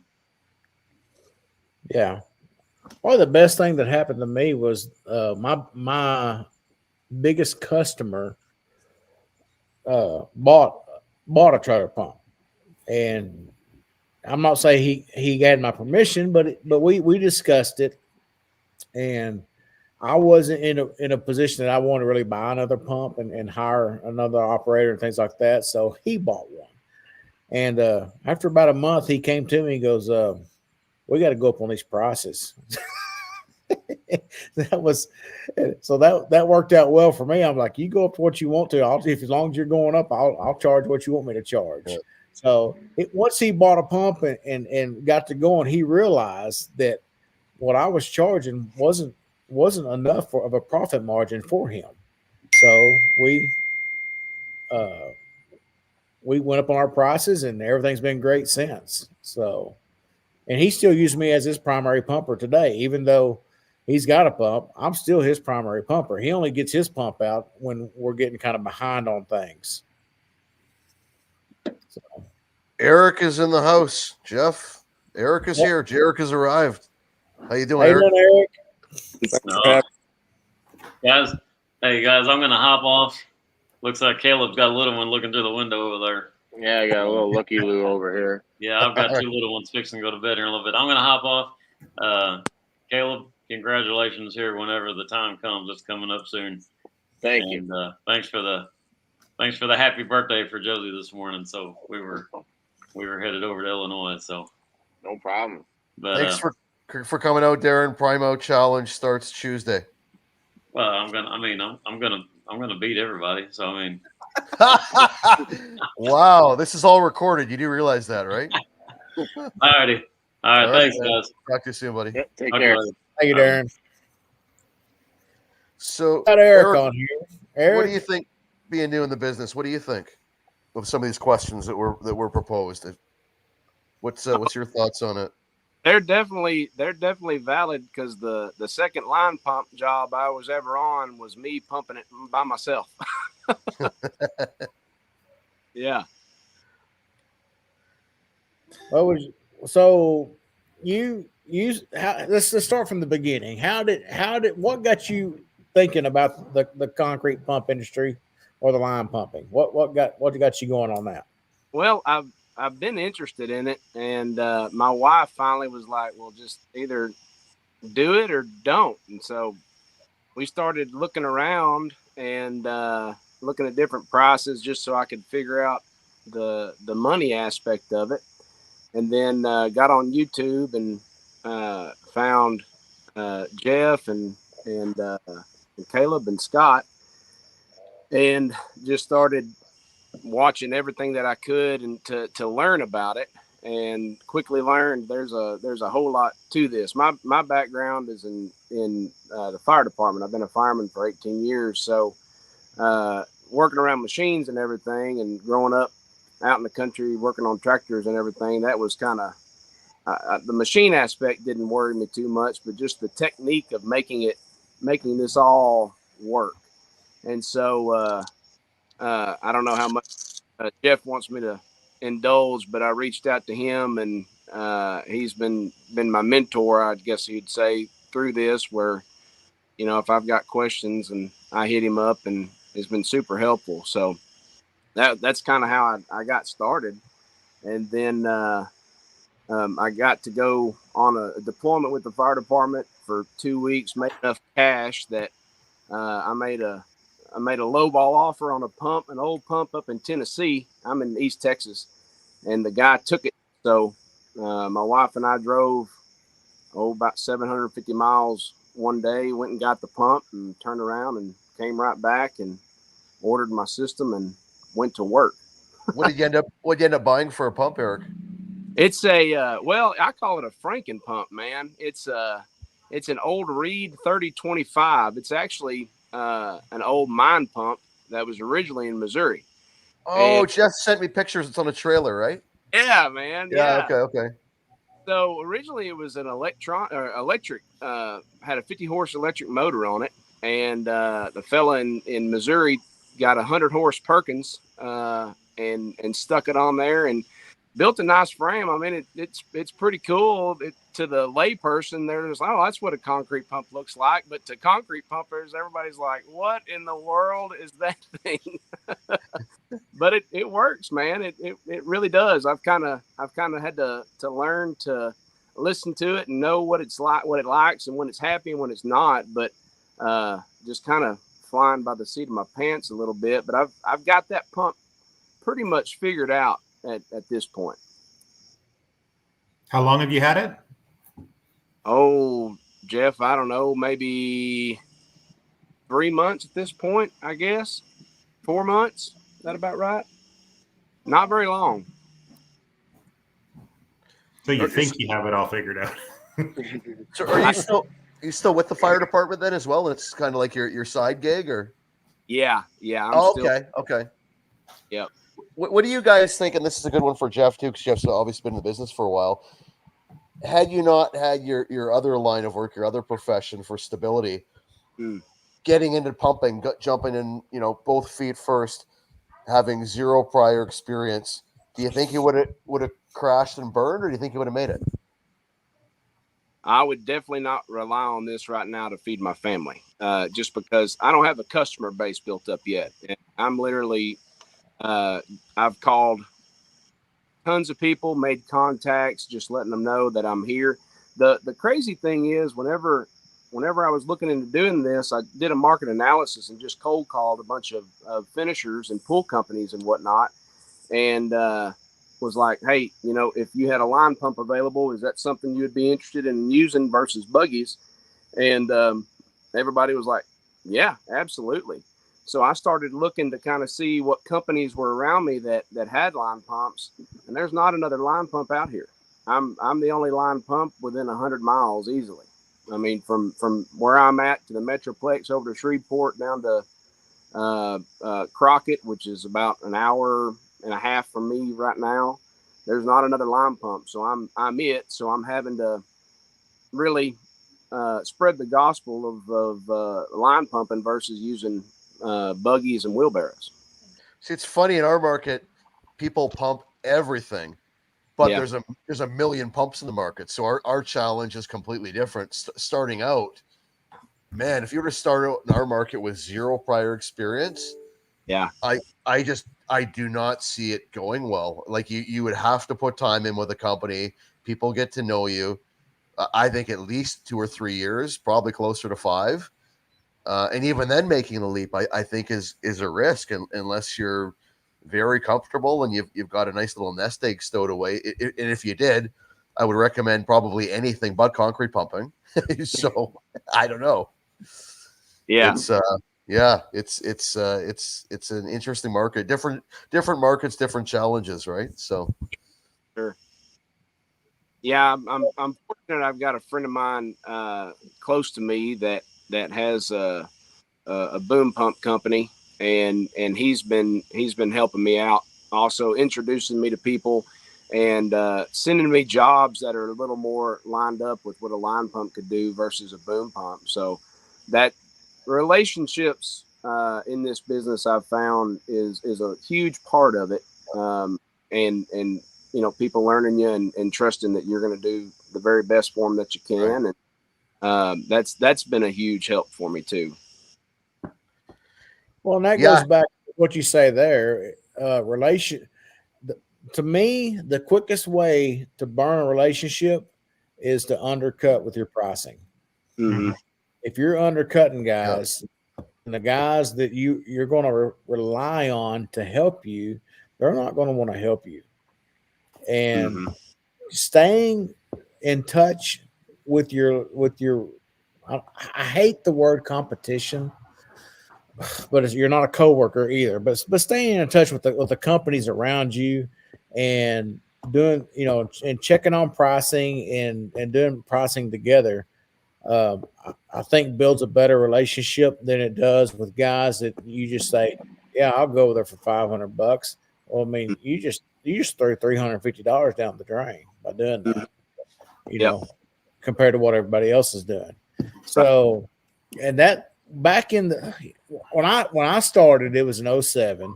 Recession hit in 2008, and then it lasted for 1.5 to 2 years for us. And of course, I wasn't used to making any money, but I stayed in touch with a couple other guys that were independent pumpers and not the big commercial guys. As far as when I say commercial guys, I'm talking about Brundage Bone, CNC, and those type guys. We're independents, and basically we sit there and we kept our prices together, and then when we wanted to raise, we raised prices with each other, and how the chips fell after that, that's just the way it fell. It got to the point that where we were passing jobs to each other, and we were happy with our pricing that way, and we weren't stepping on each other's feet. Yeah. Well, I took your advice on that after we initially talked and put my pricing together, and I've stuck to it, even on closer jobs that are a little bit smaller. I've stuck to the pricing that I've set, just because I am doing this as my side business, but eventually I'd like it to be more than that. And I just wanted to start it off on the right foot of, look, I'm serious about it, and I'm going to do good work for you, and I'm going to earn my money while I'm there. Yeah. So what's it like to go to for you right now? I mean, what's it like to go pump one? I mean, when you get that phone call and you get the time of mud and all that, I mean, you got butterflies still, or what are you thinking? What's going through your mind? Oh yeah, for sure. And I go over the machine 5 times, make sure I have everything that I need, and I'm at the job at least an hour before mud's supposed to be there.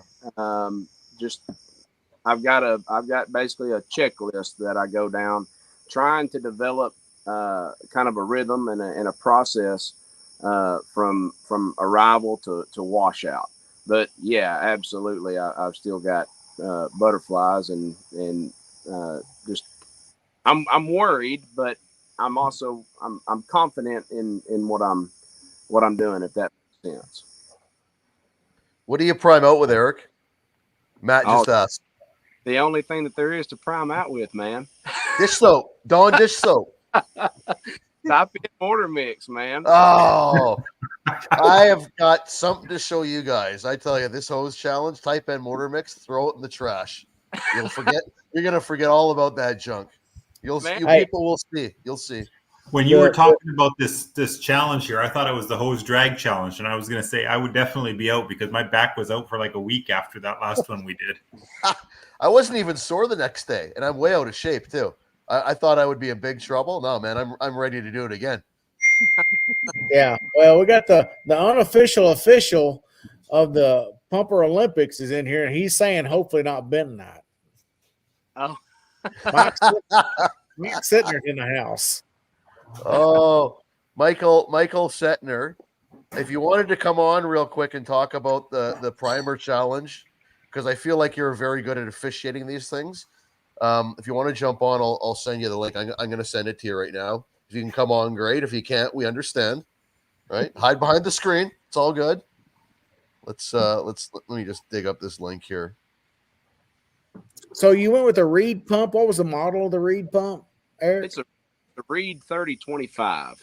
They don't build that model anymore. It's the Mine 30 is what the Reed is now.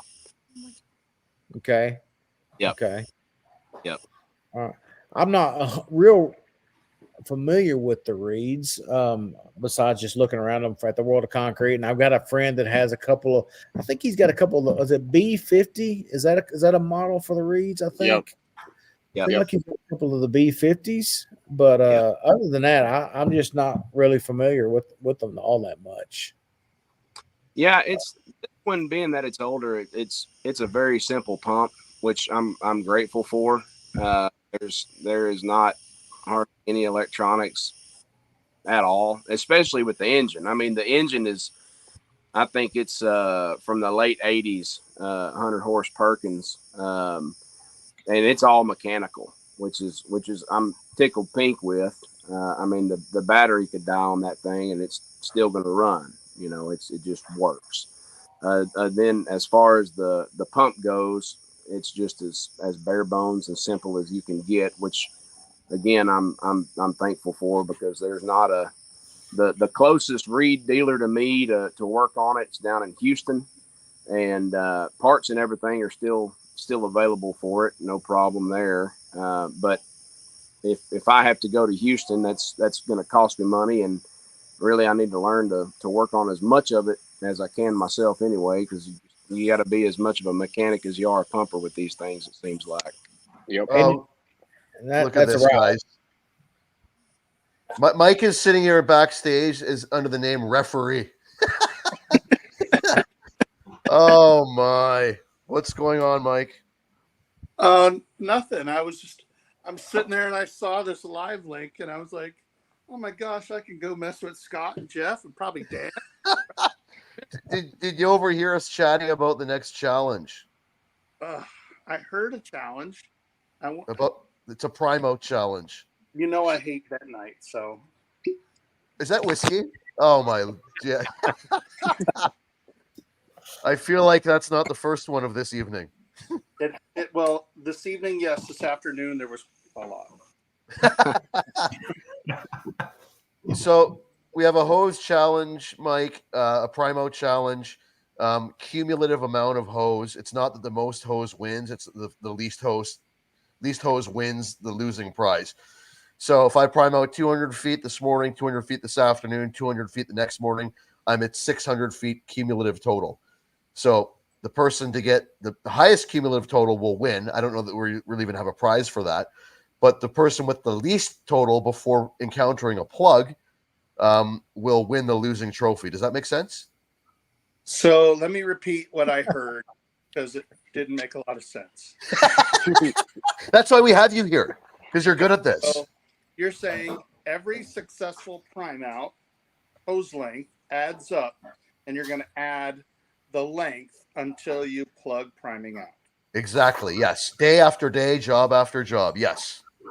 So, yeah, I think Jeff or Caleb's going to win this because you use bentonite.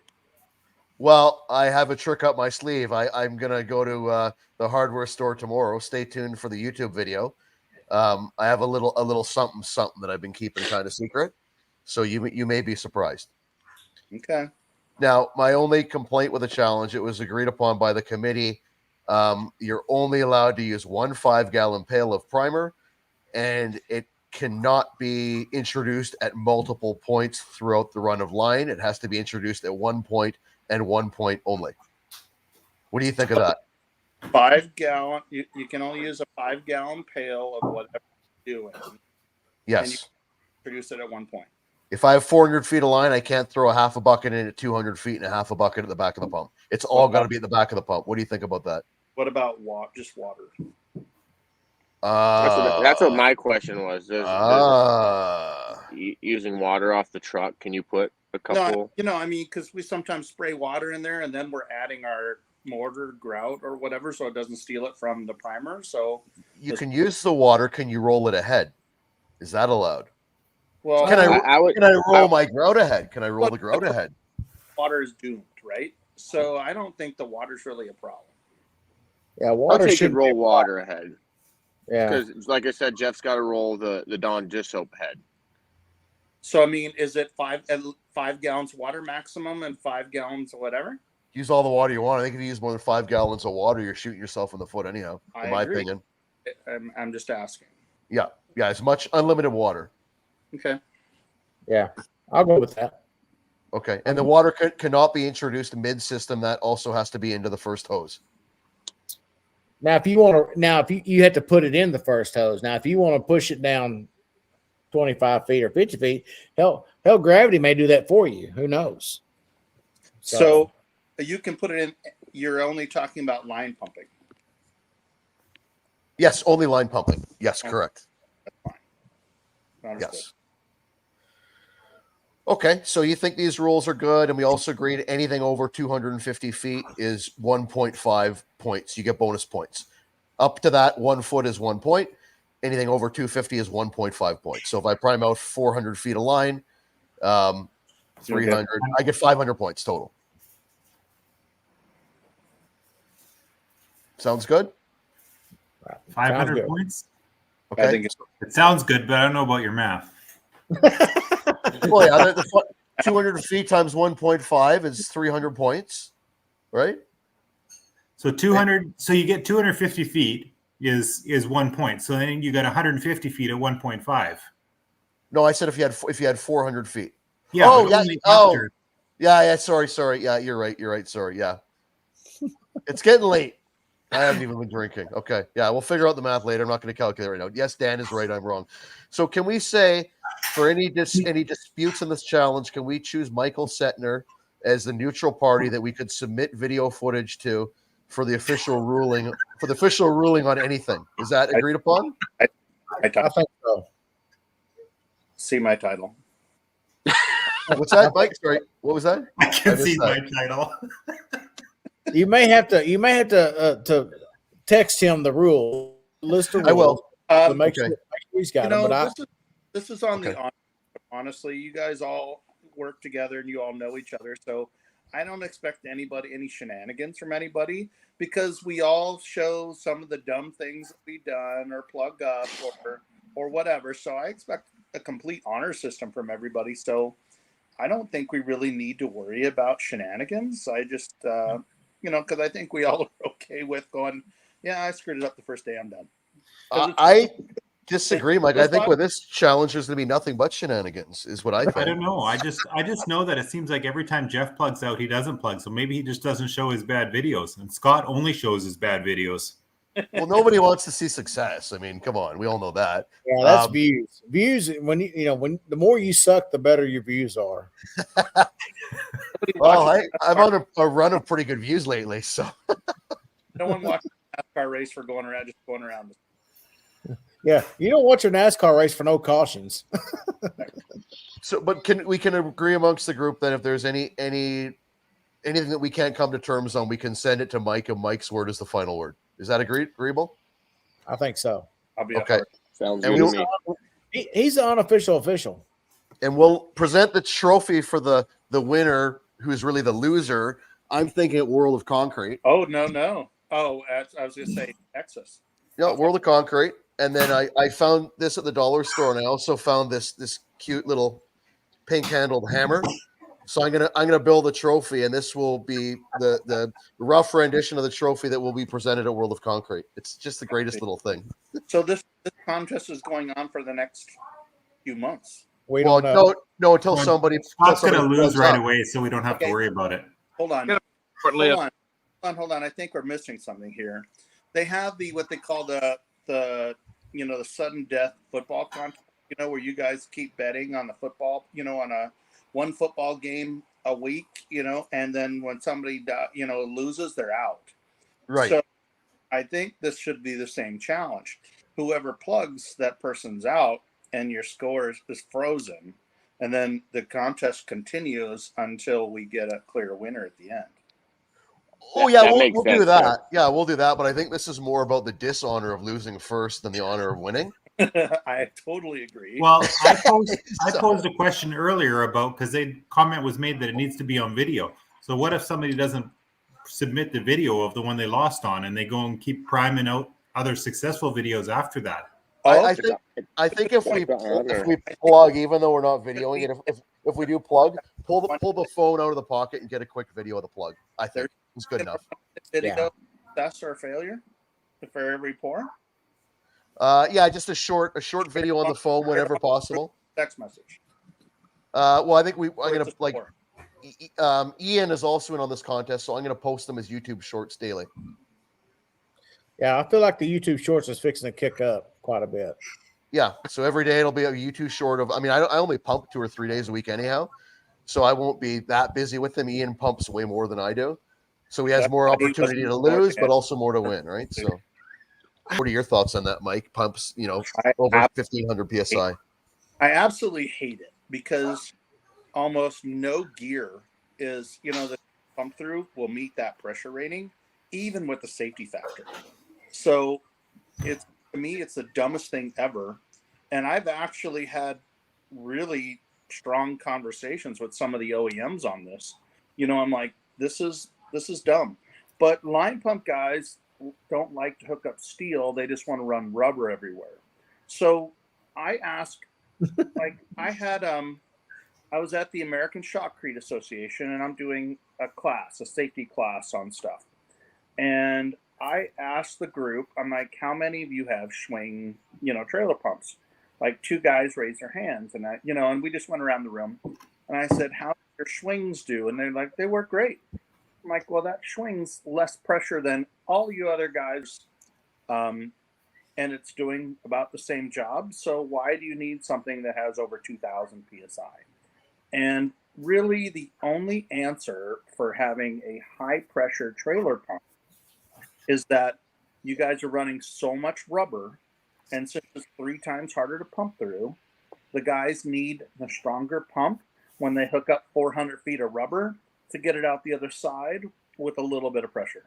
If they hooked up steel and just had a little rubber at the end, they could run a pump at lower horsepower, lower pressure, increase the life of their system, the pump, everything, lower fuel consumption, but that's not how they work.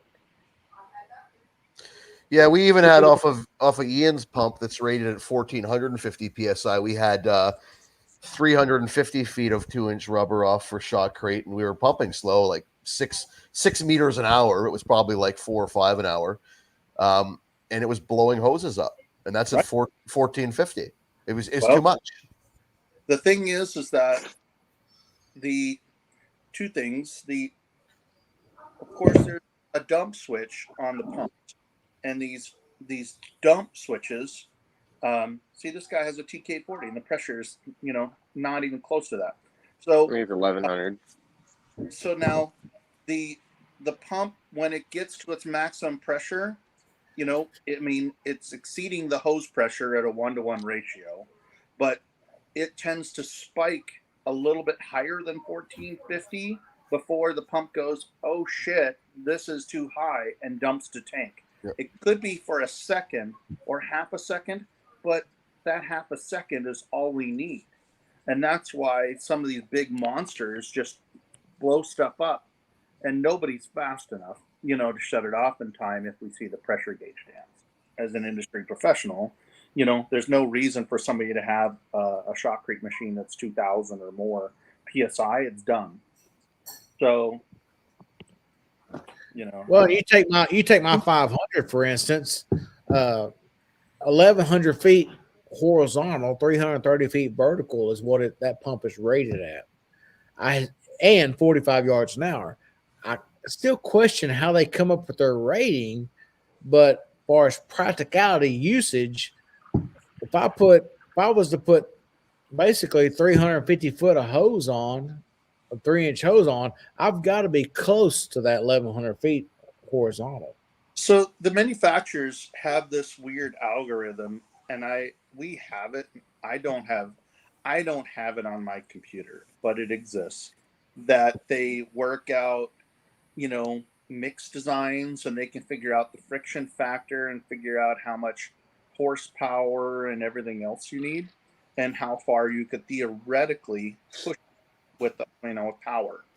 So, that takes into account a lot of things. So when they come up with, you can pump over the river through the woods to grandma's house with this pump when they're selling it, it's the most friendly, ideal mix ever.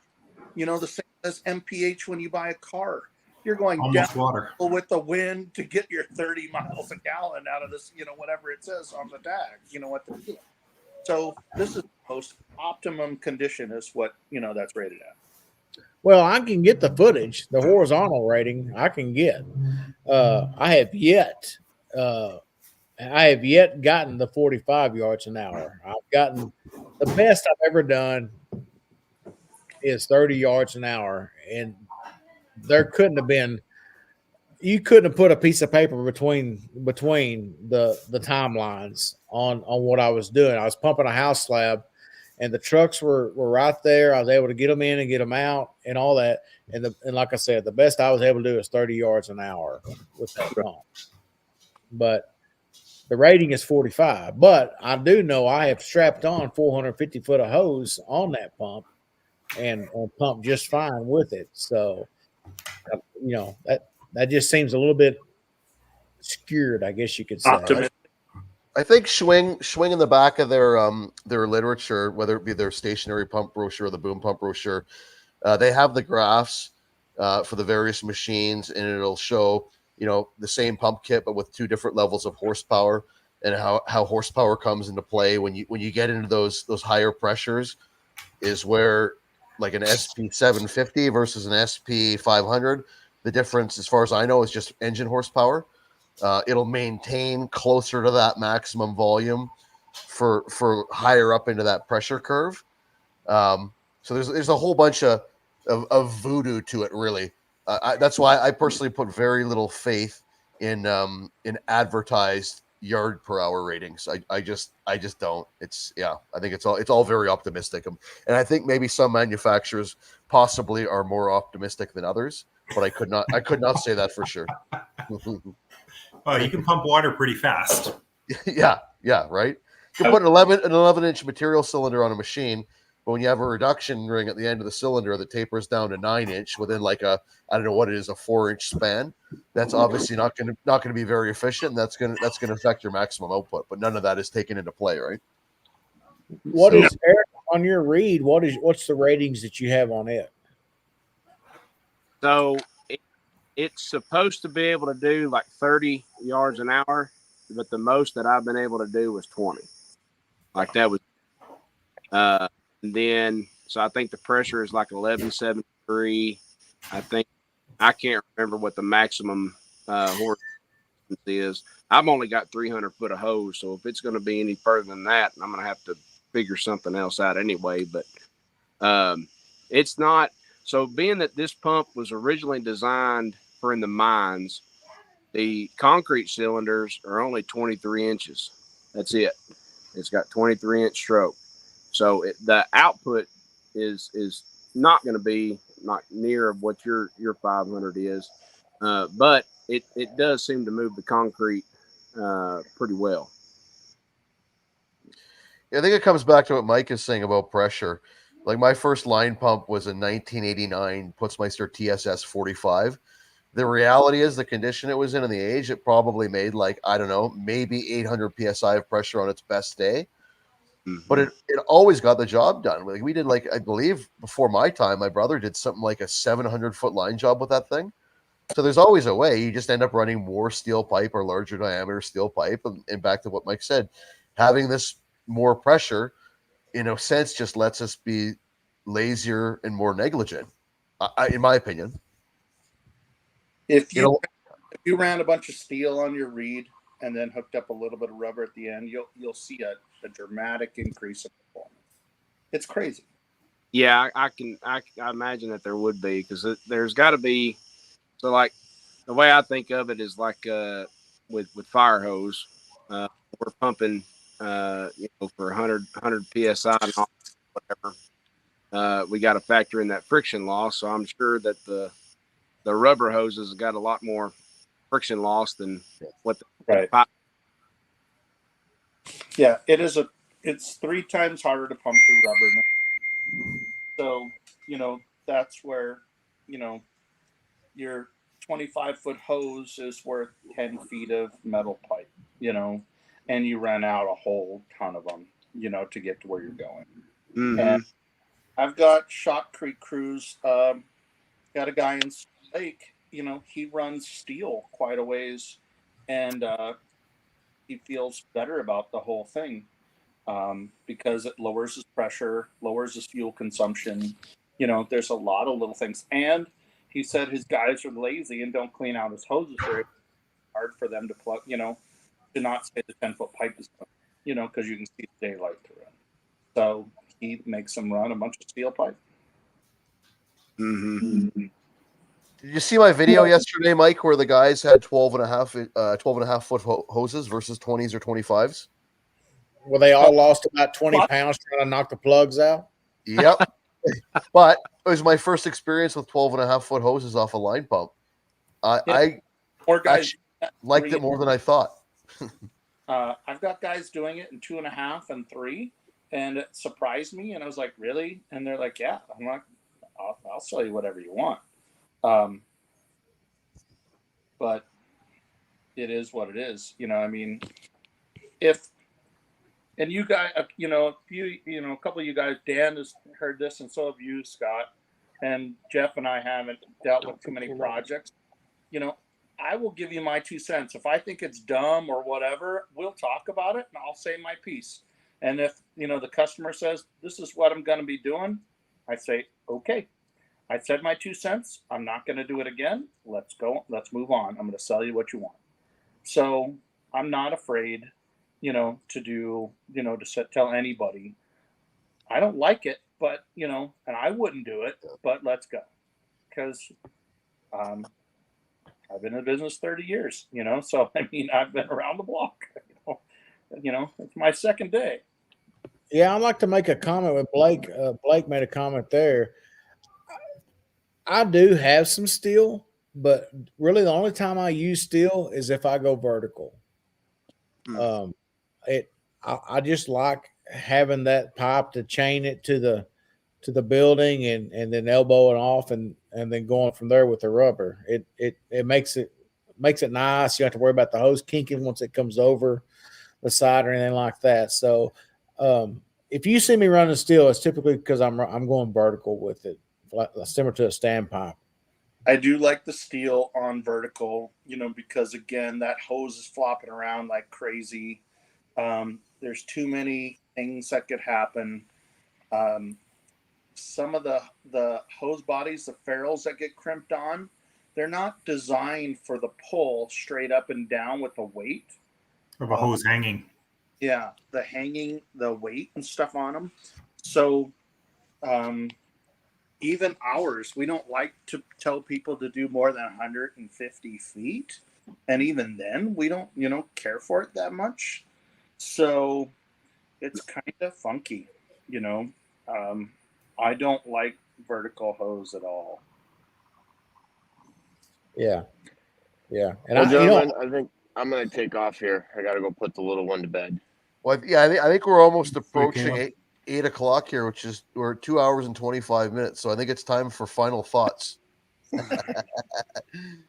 Final thoughts. Hose challenge on your prime out challenge. Actually, while we've got you here, Mike, before we get to that, your thoughts on the results of the hose drag challenge. Well, I want to say, Dan, you heard Scott say he only works a couple days a week. That's why he wasn't sore. You were.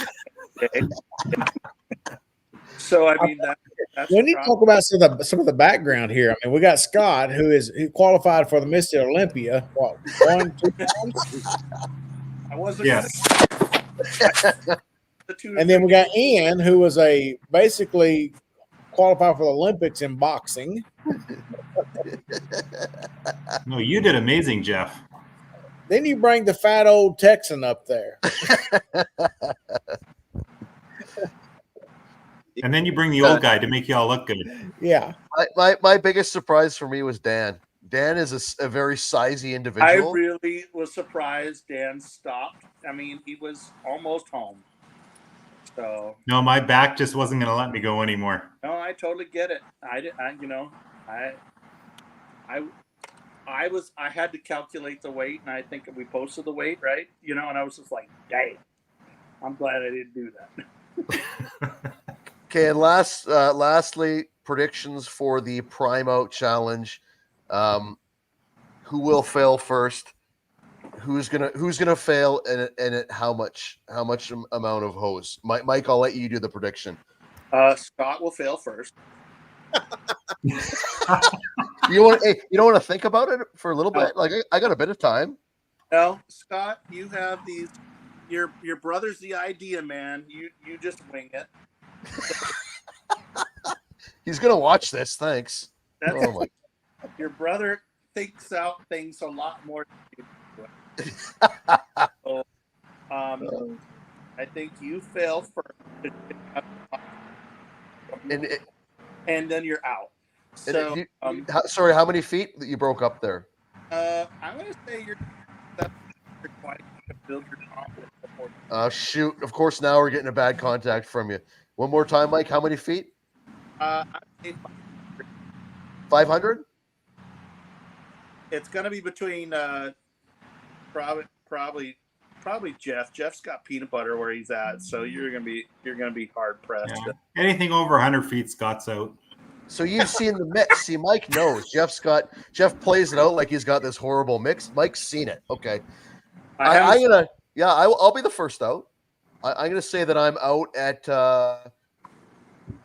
I know the two jobs I'm doing on Tuesday. And last time I was out, there were some cookies in my hoses, so I might even fail on the first job. I'm gonna fail at cumulatively. I'm gonna make it to.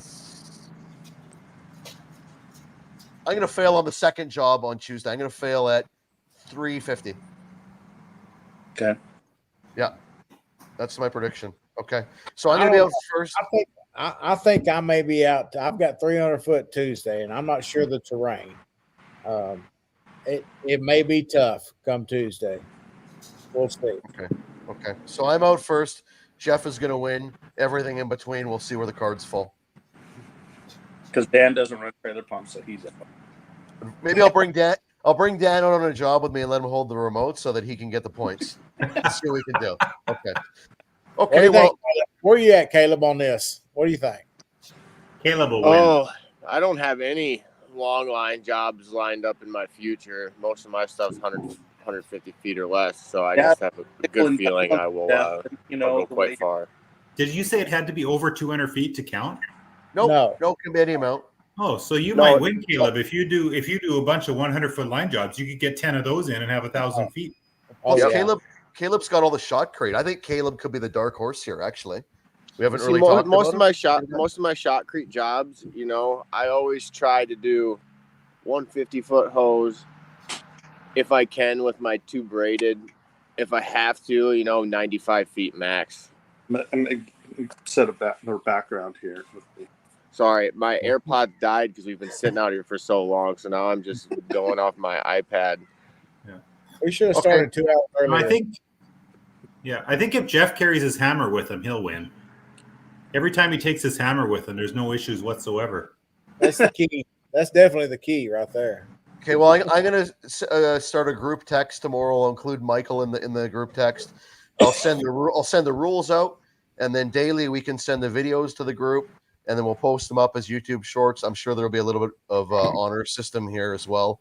But the contest starts. Our first day back working is Tuesday. Contest starts Tuesday. Who's keeping score? Well, actually, funny you should ask Mike.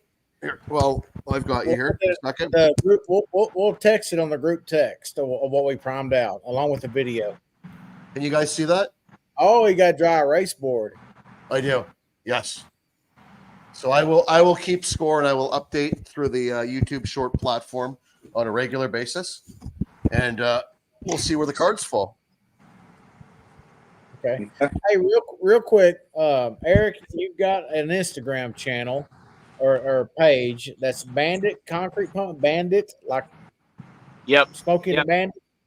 Yeah, Bandit, BANDIT, like Smoking the Bandit, and then _concrete pumping.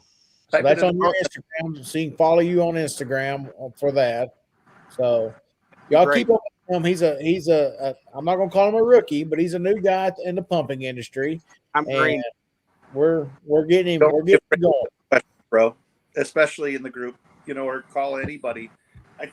When I do training and stuff, I'm like, this makes me super damn smart. This device right here, I can call anybody with my phone and ask questions. So get on the phone when you're not sure. Call Dan, call Scott, call Jeff, call Caleb. Don't worry about any of that. Anytime, man.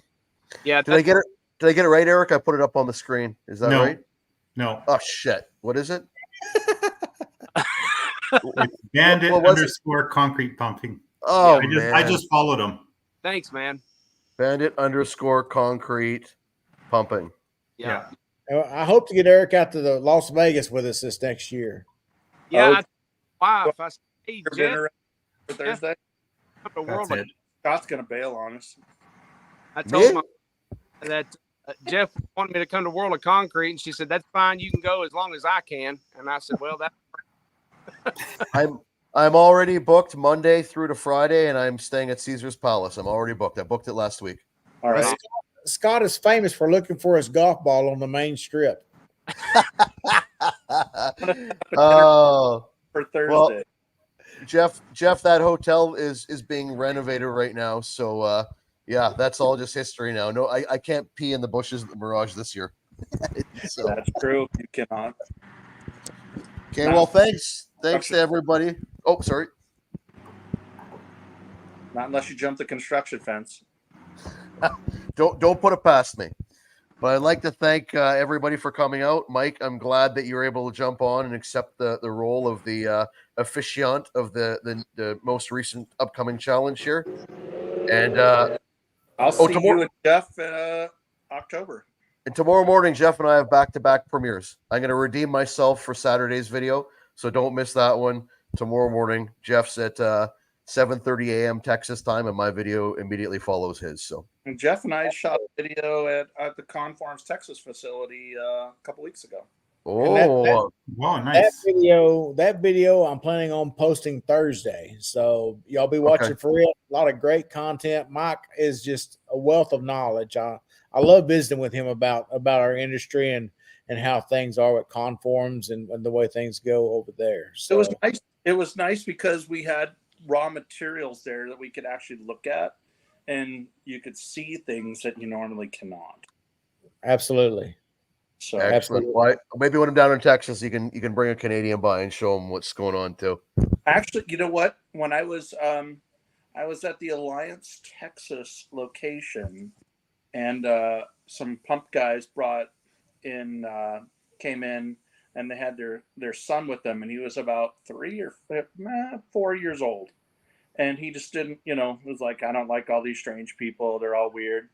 I gave him a Canadian concrete pumper sticker. And I said, that's my buddy Scott. And he looked at it and he thought it was pretty neat. There we go. And you tell him he looks just like the guy on the decal. It looks just like him. Perfect. Muscles, he wears the same shirt. Oh, it's a double XL. I've shown you the tag. Don't make me pull it off and do it right now. It's a double XL. It might be a European size. I don't know, but it's legit. So, well, thanks for everybody for watching. We ran really long, as we always do. One.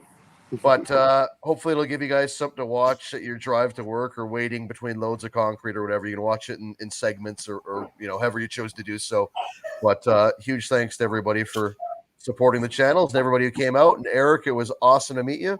And hopefully we will we'll see more of you on the platform. Mistakes, bro. You're gonna make them. Just right on. All right, thanks, guys. Try not to repeat them. It's all about repeat. There we go. All right, everybody. Happy Labor Day. See you later. Happy Labor Day. Take care, guys. Yeah.